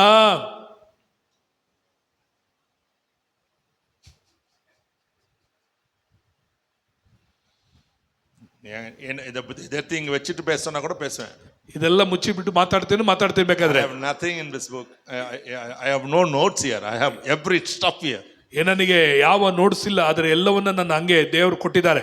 இதுக்குள்ள இதை விட்டு வெளியே போக கூடாதுன்னு பரிசுத்தவான்கள் சொல்லுவாங்க. ಇದರೊಳಗೆ ಇದನ್ನು ಬಿಟ್ಟು ಹೊರಗಡೆ ಹೋಗಬಾರದು ದೇವ ಮನುಷ್ಯರು ಹೇಳ್ತಾರೆ. வேத வசனத்துக்கு வெளியே போனா ஆபத்து. ದೇವರ ವಾಕ್ಯದಿಂದ ಹೊರಗಡೆ ಹೋದರೆ ಆಪತ್ತು. கிறிஸ்தவ ஜீவியத்துக்கு ஆபத்து. ಅದು ಜೀವಿತಕ್ಕೆ, ಕ್ರೈಸ್ತ ಜೀವಿತಕ್ಕೆ ಆಪತ್ತು. பின்வாங்கி போயிடும், ಇಂಜರಿ ಹೋಗ್ಬಿಡ್ತಾರೆ. ஊழியக்காரனாலும் சரி பின்வாங்கி போயிடும், ಸೇವಕರಾದರೂ ಸರಿ ಇಂಜರಿದು ಹೋಗ್ಬಿಡ್ತಾರೆ. நான் சொல்றேன், இது ಬಿಟ್ಟು வெளியே போகாத, ಇದನ್ನು ಬಿಟ್ಟು ಯಾವಾಗಲೂ ಹೊರಗೆ ಹೋಗಬೇಡ, இதுக்குள்ள போ, ಇದು ಒಳಗಿರು. ஒவ்வொரு வசனத்துக்கு உள்ள போ, ಒಂದೊಂದು ವಾಕ್ಯದ ಒಳಗೋಗು. ஒவ்வொரு அதிகாரத்துக்கு உள்ள போ, ಒಂದೊಂದು ಅಧ್ಯಾಯದ ಒಳಗೋಗು. ஒவ்வொரு புத்தகத்துக்கு உள்ள போ, ಒಂದೊಂದು ಪುಸ್ತಕದ ಒಳಗೋಗು. go deeper, ಆಳವಾಗಿ ಹೋಗು, ஆழமா போங்க, ಆಳವಾಗಿ ಹೋಗ್ರಿ. வெளியே போகாதீங்க, ಹೊರಗೆ ಹೋಗ್ಬೇಡ, உள்ளே போங்க.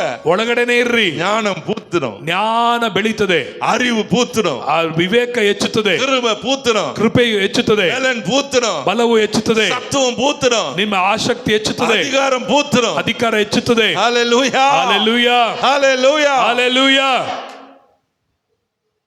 ஒரு பலமான தூதன் என் அருகே தோன்றினான். ಬಲವಾದ ದೂತನು ನನ್ನ ಪಕ್ಕದಲ್ಲಿ ನೋಡಿದೆ. இதுக்கு மேல போய் தைரியமா வெளிப்படுத்தின விசேஷத்தை வாசிங்க. இது ಮೇಲೆ ಧೈರ್ಯವಾಗಿ ಪ್ರಕಟಣೆ ಪುಸ್ತಕನ ಓದ್ರಿ, தேடி வாசிங்க, ಓದಿ ಹುಡುಕ್ರಿ. வேதத்துல போய் எங்கெங்கெல்லாம் தூதன் போட்டுக்குதுன்னு பாருங்க. ವೇದ ಪುಸ್ತಕದಲ್ಲಿ கையில இருக்கிற கூகுள் தான் கையில வச்சுக்கிறீங்களா, போட்டு பாருங்க. ಗೂಗಲ್ ಇದೆಯಲ್ಲ, ವೇದ ಬುಕ್ಸ್ ಅಲ್ಲಿ ಹಾಕಿ ನೋಡ್ರಿ. எங்கெல்லாம் தேவதூதன் படிங்க, என்ன எப்படி இருக்கான் பாருங்க. ஒவ்வொருத்தனும் ದೇವದೂತರು ಹೇಗೆಲ್ಲ ಇದ್ದಾರೆ ಎಂಬುದಾಗಿ ಓದ್ ನೋಡ್ರಿ. அப்பதான் மூஞ்சில ஃபேர் அண்ட் லவ்லியும் வேற லல்லியும் போட்டு நிப்போம். ನಾವು ಅದು ಬಿಟ್ಟು ಫೇರ್ ಅಂಡ್ ಲವ್ಲಿನ ಅದನ್ನ ಇದನ್ನ ಏನೋ ಹಾಕೊಂಡು ಮಾಡ್ತಿರ್ತೀವಿ. அவ பாருங்க எவ்வளவு பிரகாசம், முகம் பிரகாசிக்குது, ಆತನ ಮುಖ ಪ್ರಕಾಶವುಳ್ಳದಾಗಿರುತ್ತದೆ. தேவதூதனுடைய முகத்தை போல ஸ்தேவானுடைய முகம் பிரகாசித்ததுன்னு போட்டிருக்க. ದೇವದೂತನ ದೇವದೂತರ ಮುಖವು ಹಾಗೆ ಸ್ತೆಫಾನನ ಮುಖವು ಪ್ರಕಾಶಿತ ನೋಡುತ್ತೇವಲ್ಲ. சிம்சோன் கதவுகளை பிடுங்கி கொண்டு நடந்து போனான். ಸಂಸೋನನು ತೆನೆಗಳನ್ನು ಕಿತ್ತುಕೊಂಡು ಹೋದ. எப்படி போனாரு? ಹೇಗೆ ಹೋದನು? அதுதான் தேவ பலன், ಅದೇ ದೇವರ ಬಲ, கர்த்தருடைய சத்துவம், ಕರ್ತನ ಸತ್ವ. அவனுக்குள்ள தேவ வல்லமை இருந்தது. ಆತನಲ್ಲಿ ದೇವರ ಶಕ್ತಿ ಇತ್ತು. ಪ್ರಿಯರೇ, கர்த்தர் கொடுக்கிறதை நாம் பெற்றுக்கொள்ள வேண்டும். ಕರ್ತನು ಕೊಡುವುದನ್ನು ಹೊಂದಿಕೊಳ್ಳಬೇಕು. பரிசுத்த ஆவியானவர் கொடுக்கிறதை நாம் பெற்றுக்கொள்ள வேண்டும். ಪವಿತ್ರಾತ್ಮನು ಕೊಡುವುದನ್ನು ನಾವು ಹೊಂದಿಕೊಳ್ಳಬೇಕು. ஹalleluya, ಆಮೆನ್, ஹalleluya, ಹalleluya. நீங்க பிடுங்கி எடுப்பீங்க, ನೀವು ಕಿತ್ತು ತೆಗೆಯುತ್ತೀರಾ. உதாரணம் சொல்லட்டா, ನಾನು ಹೇಳ, ஒரு மலை பிரதேசம், வால்பாறைன்னு ஒரு பேரு, ಮಾಲ್ಪಾರ್ ಅಂತ ಹೇಳುವಂತ ಒಂದು ಮಟ್ಟದ ಪ್ರದೇಶ. அந்த ஊர்ல ஒரு பொண்ணு இருந்துச்சு. ಆ ಊರಲ್ಲಿ ಒಂದು ಹಣ್ಣಿದ್ಲು. ஒரு கூட்டத்துல பேய் பிடிச்சு ஆடுது எல்லாம். ಆ ಹಳ್ಳಿಗೆ ದೆವ್ವ ಹಿಡಿದು ಸುತ್ತದ ಎಲ್ಲ ಆಡ್ತಾ ಇದೆ. பொண்ணு முன்னால வந்து ಆ ಹುಡುಗಿನ ಮುಂದೆ ಬಂದು இந்த grill இருக்குல்ல முன்னால, ಈ ಗ್ರಿಲ್ அத பிடிச்சு இப்படி அசால்ட்டா ஆட்றா. ಆ ಹಾಗೆ ಕಿತ್ತು ಅಲ್ಲಾಡಿಸ್ತಾ ಇದ್ಲು. கொல்லி குச்சி மாதிரி இருக்கு அந்த பொண்ணு. ನೋಡ್ಬೇಕಾದ್ರೆ ಬೆಂಕಿ ಕೇಟಿದ್ಲು. புடிங்கிடு. அப்பொழுது இந்த பாஸ்டர் ஓடி வந்து அதை பிடிச்சு ஏய் விடுன்னு கத்துறாரு. ಅದು ಜಿಗಿದಾಡಬೇಕಾದ್ರೆ ಪಾಸ್ಟರ್ ಬಂದು ಬಿಡು ಬಿಡು ಅಂತ ಕೂಗ್ತಾ ಇದ್ರು. அவர் கட்சியில போயிடுச்சு. ಆ ದೆವ್ವ ಹೋಯ್ತು. முடிஞ்ச பிறகு ಮುಗಿದ್ಮೇಲೆ எனக்கு சொன்னாங்க, ನನಗೆ ಹೇಳಿದ್ರು, இந்த பொண்ணு இவ்வளவு புடுங்குறான்னு சொல்லிட்டு நீங்க ஆச்சரியப்பட்டீங்களா பிரதர்? ಈ ಹುಡುಗಿ ಕಿತ್ತಾಕದಿಂದ ಆಶ್ಚರ್ಯಪಟ್ಟಲ್ಲ ಬ್ರದರ್. இந்த டீ செடி இருக்குல்ல, டீ செடி மலையில ಟೀ ಗಿಡ ಇದೆಯಲ್ಲ, ಟೀ ಗಿಡಗಳು அந்த ಬೆಟ್ಟದಲ್ಲಿ, அந்த டீ செடி பார்த்தா இவ்வளவுதான் உயரம் இருக்கும். ಆ ಟೀ ಗಿಡಗಳು ಇಷ್ಟು ಎತ್ತರ ಇರುತ್ತೆ. அது ஒன்னு 80 வருஷம் 90 வருஷம் 100 வருஷம்லாம் இருக்கும். ಒಂದೊಂದು 80 ವರ್ಷ 90 ವರ್ಷ 100 ವರ್ಷ ತನಕ ಇರುತ್ತೆ. கனமா இருக்கும். ಅದು ಕೆಳಗಡೆ ಮೇಲೆ ಕಾಂಡ ದಪ್ಪ ಆಗಿರುತ್ತೆ. அதை பிடுங்க முடியாது. ಅದು ಯಾರು ಗಿಡಕ್ಕಾಗಲ್ಲ. அது வந்து அதனுடைய வேரெல்லாம் அந்த மலைகளுக்குள்ளேயே இருக்கிற ஓட்டைக்குள்ள போய் வேர் ஸ்ட்ராங் ஆயிடும். ಆ ಬೇರುಗಳೆಲ್ಲ ಬೆಟ್ಟದಲ್ಲಿ ಎಲ್ಲೆಲ್ಲ ಸಂದುಗಳಿದೆ ಎಲ್ಲ ಹೋಗಿ ಅದು ಬಿಗಿಯಾಗಿರುತ್ತೆ. ஒரு யானை கூட அந்த அந்த செடியை ஒண்ணு புடுங்க முடியாது. ಒಂದು ಆನೆ ಸಹ ಆ ಗಿಡವನ್ನ ಕೀಳಕ್ಕಾಗಲ್ಲ. அவங்க சொன்னாங்க, அந்த பொண்ணு அந்த அந்த பிசாசு பிடிக்கும் போது அந்த வேற அப்படி பிடுங்கி வேரோட செடியை தூக்கி போட்டுருவாங்க. ಆಗ ಅವ್ರು ಹೇಳ್ತಿದ್ರು, ದೆವ್ವ ಬಂದಾಗ ಆ ಎಮ್ಮನ ಮೇಲೆ ಆ ಹುಡುಗಿ ಆ ಬೇರು ಸಹಿತವಾಗಿ ಟೀ ಗಿಡಗಳನ್ನ ಕಿತ್ತಾಕ್ಬಿಡ್ತಿಲ್ಲಂತೆ. ஒரு பிசாசுக்கு அவ்வளவு பலன் இருக்கு. ಸೈತಾನ ಒಂದು ಬಲ ಇದೆ. சரி, இப்போ சொல்றேன். ಈಗ ಹೇಳ್ತೇನೆ, யார் இந்த பிசாசு? ಆ ಸೈತಾನನು ಯಾರು? யார் இவன்? ಯಾರವನು? வேதம் சொல்லுகிறது, ವೇದ ಹೇಳ್ತದೆ, எசேக்கியேல் 28ஆம் அதிகாரம், ಎಜೆಕಿಯೇಲ್ 28ನೇ ಅಧ್ಯಾಯ, ஏசாயா 14ஆம் அதிகாரம், ಏಷಯ 16ನೇ ಅಧ್ಯಾಯ, வானத்திலிருந்து கீழே விழுந்தவன், ಆಕಾಶದ ಕೆಳಗೆ ಬಿದ್ದವನು, இவன் யாரா இருந்தான்? ಈತನು ಯಾರಾಗಿದ್ದ? தேவ தூதர்களை பெரிய சத்துவமுள்ள ஒரு தூதனாயிருந்தான். அவன் பேர் தான் லூசிஃபர். ದೇವದೂತಗಳಲ್ಲಿ ಬಹಳ ಸತ್ವವುಳ್ಳವನಾಗಿದ್ದಾನೆ. ಆತನ ಹೆಸರೇ ಲೂಸಿಫರ್. தேவ தூதனாய் இருக்கும்போது அவனுக்கு சாத்தான்னு பேர் கிடையாது. ಅವನು ದೇವದೂತನಾಗಿದ್ದಾಗ ಸೈತಾನ್ ಎಂಬುದಾಗಿ ಹೆಸರಿರಲಿಲ್ಲ. அவன் கீழே விழும்போது தான் அவனுக்கு சாத்தான் என்ற பெயர் வந்தது. ಆತನ ಕೆಳಗೆ ಬಿದ್ದಾಗಲೇ ಸೈತಾನ್ ಎಂಬುದಾಗಿ ಹೆಸರು ಬಂತು. அவன் விழுந்தவன் சும்மா விழல, மூன்றில் ஒரு பங்கை இழுத்து கொண்டு விழுந்தான் என்று வேத வசனங்கள் ಆತನು சொல்லுகிறது. ಬೀಳುವಾಗಲೇ ಸುಮ್ಮನೆ ಬೀಳಲಿಲ್ಲ, ಮೂರನೇ ಒಂದು ಭಾಗವನ್ನು ಕಿತ್ಕೊಂಡು ಬಿದ್ದ ನೋಡುತ್ತೇವೆ. மூன்றில் ஒரு பங்குனா எல்லாத்திலும் கொஞ்சம் கொஞ்சம் சட்னி தொட்டு, ஒரு கல்யாணத்துக்கு போனா 21 வகை சாப்பாடு வைக்கிற மாதிரி, 28 வகை சாப்பாடு வைக்கிற மாதிரி, 35 வகை சாப்பாடு வைக்கிற மாதிரி, உப்புல இருந்து சட்னில இருந்து ஊர்கால இருந்து காரம் உப்பு சீட்டு, இதுல வெரைட்டி புஃபே சிஸ்டத்துல வச்சிருக்கிற மாதிரி தேவ தூதர்கள் கூட்டம் கூட்டம் கூட்டமாய் ஒவ்வொருனுக்கும் ஒவ்வொரு கூட்டம் இருக்கிறது. அதுல கொஞ்சம் கொஞ்சம் கொஞ்சம் கொஞ்சம் அவன் எழுதிட்டு கீழே வந்துட்டான். ದೇವದೂತನು ಬರುವಾಗ ಮೂರಲ್ಲಿ ಒಂದು ಭಾಗ ಕೆಳಗೆ ತಗೊಂಬಂದ. ಅದು ಹೇಗೆ ತಗೊಂಡು ಬಂದ್ರೆ, ಒಂದು ಮದುವೆ ಊಟಕ್ಕೆ ಹೋದವರು 21 ಐಟಮ್ಸ್ 31 50 ಹೀಗೆ ಇಟ್ಟಿರ್ತಾರೆ. ಅದೇ ರೀತಿಯಾಗಿ ಎಲ್ಲಾ ದೂತರುಗಳಲ್ಲಿ ಅವರು ಸ್ವಲ್ಪ ಇವರು ಸ್ವಲ್ಪ ಅವರು ಸ್ವಲ್ಪ ಎಂಬುದಾಗಿ ಎಲ್ಲರನ್ನು ಎಳ್ಕೊಂಡು ಬಂದವನು. இப்ப புரியுதா? தேவ தூதர்கள் யாரு? ಈಗ ದೇವದೂತರುಗಳು ಯಾರು ಗೊತ್ತಾ? இப்ப இவனுங்க யாரு? ಇವರು ಯಾರು? அதுல இருந்து விழுந்து போன கூட்டம். ಅದರಲ್ಲಿ ಬಿದ್ದು ಹೋದ ದೂತರುಗಳು. நீங்க எபேசியர்ல அப்போஸ்தலனாகிய பவுல் எழுதும்போது சொல்றாரு, 6ஆம் அதிகாரத்துல, வான மண்டலத்தில் உள்ள பொல்லாத ஆவிகள், துரைத்தனங்கள், அதிகாரங்கள் இவையெல்லாம் சொல்றாரு. இதெல்லாம் யாருன்னா இந்த அதிகாரங்கள், இந்த துரைத்தனங்கள், வான மண்டலத்தில் உள்ள பொல்லாத ஆவிகள் இவையெல்லாம் தேவ தூதர்களுடைய கூட்டம். ಇಲ್ಲಿ ಎಫೆಸರ ಪತ್ರಿಕೆಯಲ್ಲಿ ಬರಬೇಕಾದ ಪೌಲನು ಹೇಳ್ತಾನೆ, ಆಕಾಶ ಬಳಿ ಕಿರಿಮಡ ದುರಾತ್ಮನ ಸೈನ್ಯಗಳು, ಅಂಧಕರದ ಆತ್ಮಗಳು, ದುಷ್ಟ ಆತ್ಮಗಳ ಮಧ್ಯೆ ಬೆರಿತಾನಲ್ಲ, ಇವುಗಳೆಲ್ಲ ಈ ಆತ್ಮಗಳೇ.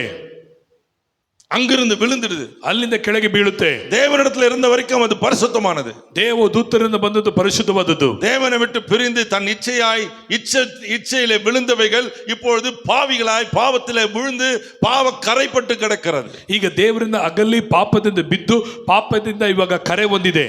அந்த ஞானம் தான் இங்க ஞானமாய் செயல்படுது. ಆ ಜ್ಞಾನ ಉಳ್ಳದು ಈಗ ಜ್ಞಾನವಾಗಿ ಕೆಲಸ ಮಾಡ್ತಾ ಇದೆ. பலன் உள்ளதுதான் இங்க பலன் உள்ளதா இருக்கு. ಅಲ್ಲಿ ಬಲ ಉಳ್ಳದೆ ಇಲ್ಲಿ ಬಲ ಉಳ್ಳದಾಗಿದೆ. அங்க அறிவு உள்ளதுதான் இங்க அறிவு உள்ளதாய் செயல்படுது. ಅಲ್ಲಿ ವಿವೇಕ ಉಳ್ಳದೆ ಇಲ್ಲಿ ವಿವೇಕ ಉಳ್ಳದಾಗಿ ಕೆಲಸ ಮಾಡ್ತಾ ಇದೆ. ಅங்க ಆಲೋಚನೆ சொன்னதுதான் இங்க ಆಲೋಚನೆ சொல்லுது. ಅಲ್ಲಿ ಆಲೋಚನೆ ಹೇಳಿದೆ, ಇಲ್ಲಿ ಆಲೋಚನೆ ಹೇಳ್ತಾ ಇದೆ. அங்க கடவுளுக்கு பயப்படுற பயத்தை கொடுத்ததுதான் இங்கேயும் கடவுளுக்கு பயப்படுற பயத்தை கொடுக்கிறது.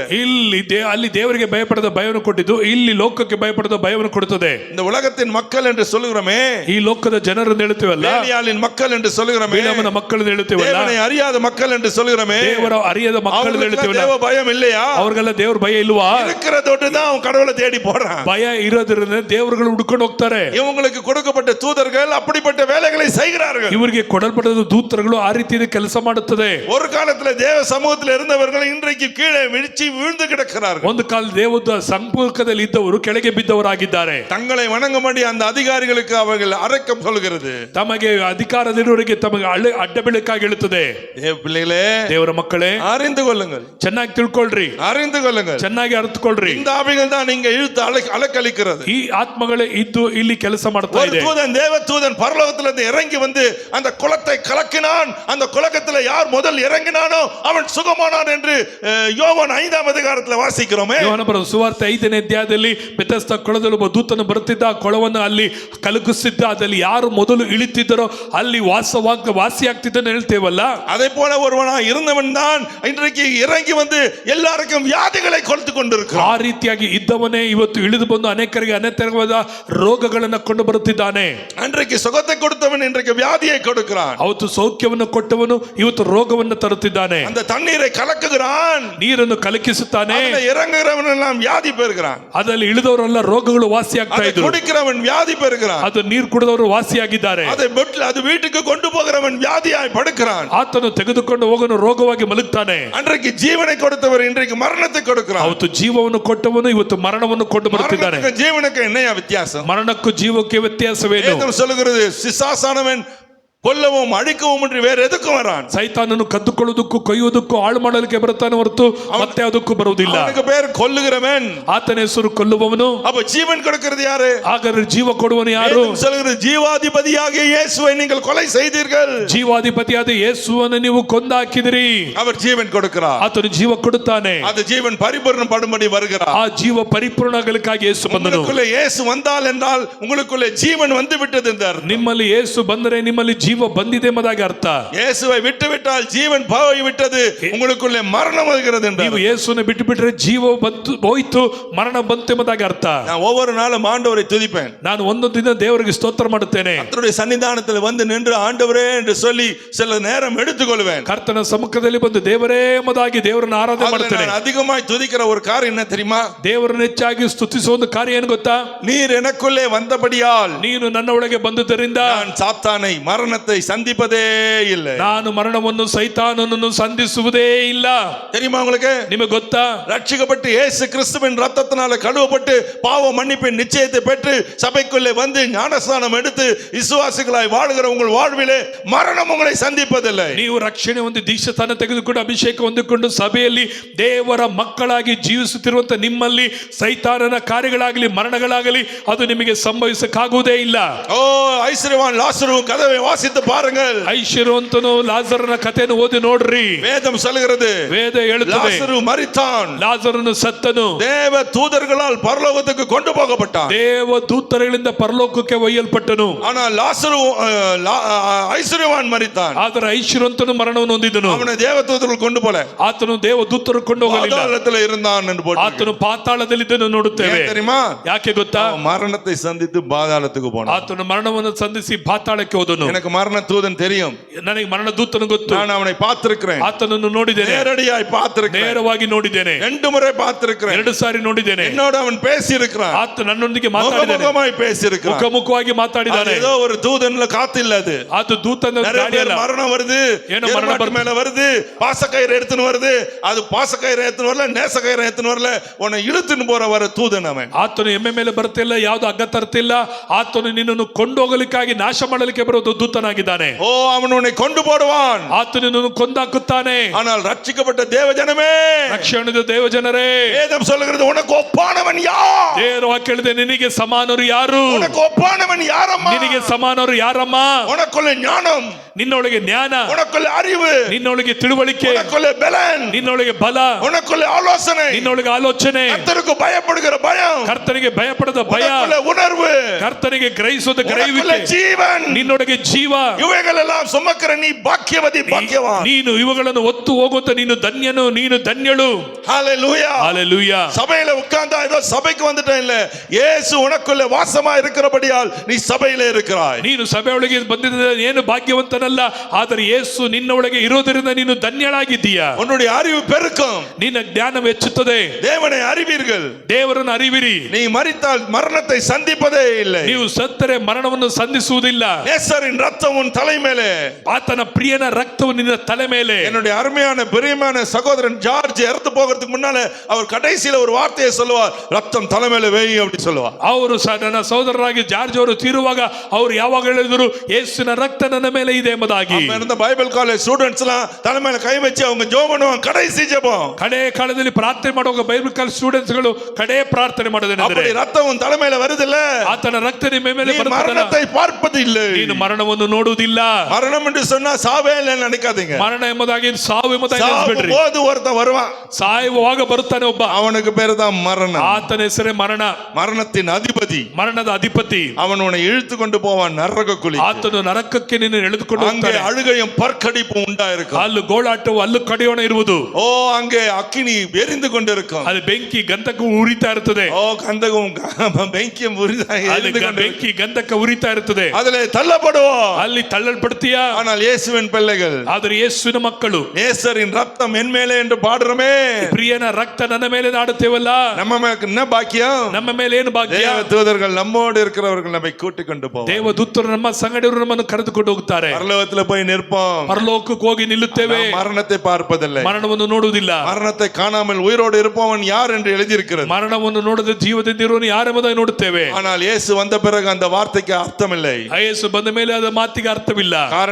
ಕಾರಣ ஜீவாதிபதியாகிய இயேசு நமக்குள்ளே ಜೀವಾಧಿಪತಿಯಾಗಿ ಯೇಸು ನಮ್ಮಲ್ಲಿ ವಾಸವಾಗುತ್ತಾನೆ. நமக்குள்ளே இயேசு, ನಮ್ಮೊಳಗೆ ಯೇಸು, இயேசுக்குள்ளே நாம், ಯೇಸುವಲ್ಲಿ ನಾವು. கண்ணை மூடுகிற அடுத்த வினாடி ಆತನ ಕೊಡುವ ಕ್ಷಣ ಮಾತ್ರದಲ್ಲಿ பரலோகத்திலே நாம் வாசமாய், ಪರಲೋಕದಲ್ಲಿ ನಾವು ವಾಸವಾಗುತ್ತೇವೆ. அந்த பாக்கியத்தை கர்த்தர் நமக்கு ಈ கொடுத்திருக்கிறார். ಭಾಗ್ಯವನ್ನು ಕರ್ತನು ನಮಗೆ இதுதான் ಕೊಟ್ಟಿದ್ದಾನೆ. அறிவு, ಇದೇ ಜ್ಞಾನ, இதுதான் அறிவு, ಇದೇ ಜ್ಞಾನವಾಗಿದೆ. இந்த அறிவு இல்லாதவன் தான் வியாதியில என்ன செய்யறது தெரியாம திகைக்கிறான். ಈ ಜ್ಞಾನ ಇಲ್ಲದವನೇ ರೋಗದಲ್ಲಿ ಏನು ಮಾಡಬೇಕೆಂದು ತವಕ ಪಡುತ್ತಿದ್ದಾನೆ. கோயில் கோயிலா சுத்துறாங்க, ದೇವಸ್ಥಾನ ಸುತ್ತುತ್ತಾನೆ. எத்தனை கிறிஸ்தவர்கள் கோயில் கோயிலா மாறுறாங்க, ಎಷ್ಟು ಕ್ರೈಸ್ತರು ದೇವಾಲಯವನ್ನು ಬಿಟ್ಟು ಹೋಗುತ್ತಾರೆ. எத்தனை கிறிஸ்தவர்கள் இங்கே அங்கே அலைந்து, எங்க எனக்கு தெரியலையே, எனக்கு தெரியலையே, எனக்கு சுகம் கிடைக்கல. நோ, ಅನೇಕ ಕ್ರೈಸ್ತರು ನನಗೆ ಸೌಖ್ಯ ಇಲ್ಲ, ಬಿಡುಗಡೆ ಇಲ್ಲ, ಜಯ ಇಲ್ಲ ಎಂಬುದಾಗಿ ಹೀಗೆ ಇದ್ದಾರೆ. ಇಲ್ಲ, இயேசு கிறிஸ்துவுக்குள் சகலமும் அடங்கி இருக்கிறது. ಯೇಸು ಕ್ರಿಸ್ತನಲ್ಲಿ ಸಂಪೂರ್ಣತರಾಗಿದ್ದೀರಿ. அந்த பரிபூரணத்தை நீங்கள் அனுபவிக்கும்படி தான் இயேசு பூமிக்கு ಆ வந்தார். ಪರಿಪೂರ್ಣತೆ ನೀವು ಅನುಭವಿಸಲಿಕ್ಕಾಗಿ ಯೇಸು ಈ ಲೋಕಕ್ಕೆ ಬಂದನು. தேவன் தம்முடைய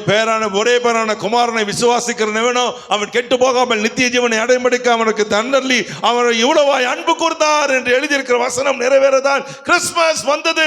அதை தான் கிறிஸ்துமஸ் ஆய் கொண்டாடுகிறோம். ದೇವರು ಈ ಲೋಕದ ಮೇಲೆ ಎಷ್ಟೋ ಪ್ರೀತಿನಿಟ್ಟು ತನ್ನ ಒಬ್ಬನೇ ಮಗನನ್ನು ಕೊಟ್ಟನು.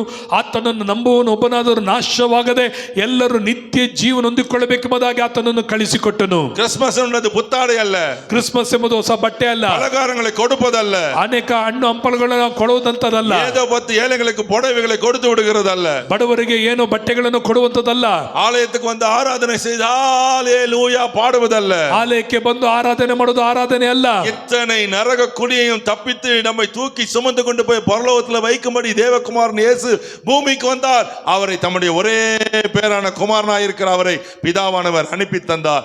இதுதான் கிறிஸ்துமஸ். ಇಷ್ಟು ಪಾಪಿಗಳಾದ ನಮ್ಮನ್ನು ಲೋಕದಿಂದ ಬಿಡಿಸಿ ತನ್ನ ನಿತ್ಯ ಜೀವಕ್ಕೆ ಕೊಂಡು ಹೋಗಲಿಕ್ಕಾಗಿ ಬಂದನು. ಇದೇ ನಿಜವಾದಂತ ಕ್ರಿಸ್ಮಸ್ ಆಗಿದೆ. பூமிக்கு வந்த கிறிஸ்து ஏதோ ஒரு ஆலயத்தில் இல்லை, ಕ್ರಿಸ್ತನು ಭೂಮಿಗೆ ಬಂದವನು ಯಾವುದೋ ಒಂದು ಆಲಯದಲ್ಲಿಲ್ಲ, ஆலயங்களாகிய நமக்குள் வாசம், ಆಲಯವಾಗಿರುವ ನಮ್ಮಲ್ಲಿ ವಾಸವಾಗಿದ್ದಾನೆ. நாமே அவருடைய ஆலயம், ನಾವೇ ಆತನ ಆಲಯವಾಗಿದ್ದೇವೆ. நமக்குள்ளே இயேசு, ನಮ್ಮಲ್ಲಿ ಯೇಸು, நமக்குள்ளே இயேசு, ನಮ್ಮೊಳಗೆ ಯೇಸು, நமக்குள்ளே இயேசு, ನಮ್ಮೊಳಗೆ ಯೇಸು ಇದ್ದಾನೆ. இந்த சுவிசேஷத்தை தான் நான் 25 ஆண்டுகளாய் சுமக்கிறேன். ಈ ಸುವಾರ್ತೆನ 25 ವರ್ಷಗಳ ಕಾಲ ನಾನು ಸಾರುತ್ತಿದ್ದೇನೆ. இந்த சுவிசேஷத்தை 25 ஆண்டுகளாய் ಈ ಸುವಾರ್ತೆನ 25 ವರ್ಷಗಳಾಗಿ பல இடங்களிலே சென்று ಅನೇಕ சுவிசேஷத்தை ಸ್ಥಳಗಳು சொல்லி ಹೋಗಿ ಸಾರುತ್ತಾ ಬರ್ತಿದ್ದೇನೆ. இதை இயேசு அநேகருக்கு ரட்சிப்பை இலவசமாய் கொடுத்து வருகிறார். ಈ ಸುವಾರ್ತೆನ ದೇವರು ಅನೇಕ ರಕ್ಷಣೆಯನ್ನು ಉಚಿತವಾಗಿ ಕೊಟ್ಟಿದ್ದಾನೆ. இந்த வருடம் எங்களுக்கு 25 வருஷம். ಈ ವರ್ಷ ನಮಗೆ 25ನೇ ವರ್ಷ. கர்த்தர் என் தலைமையில இந்த அபிஷேகத்தை வைத்து 25 ஆண்டுகள் ஆகிறது. ಕರ್ತನು ಈ ಅಭಿಷೇಕವನ್ನು ನನ್ನ ತಲೆ ಮೇಲೆ ಇಟ್ಟು 25 ವರ್ಷಗಳಾಯಿತು. அதனால 25 வருஷமா 25 ವರ್ಷಗಳ ಕಾಲ என்னோடு இருந்து என்னை நடத்தின ஆண்டவருக்கு ஸ்தோத்திரம் சொல்லும்படி ஒரு வருஷமா நாங்கள் இதை கொண்டாட ஆயத்தமாய் ಇದುವರೆಗೆ ದೇವರು ಇದ್ದು ನನ್ನನ್ನು ನಡೆಸಿದ್ದಕ್ಕಾಗಿ ಈ ಇಡೀ ವರ್ಷವೆಲ್ಲ ದೇವರಿಗೆ ನಾನು ಸ್ತೋತ್ರ ಮಾಡುತ್ತಿದ್ದೇನೆ.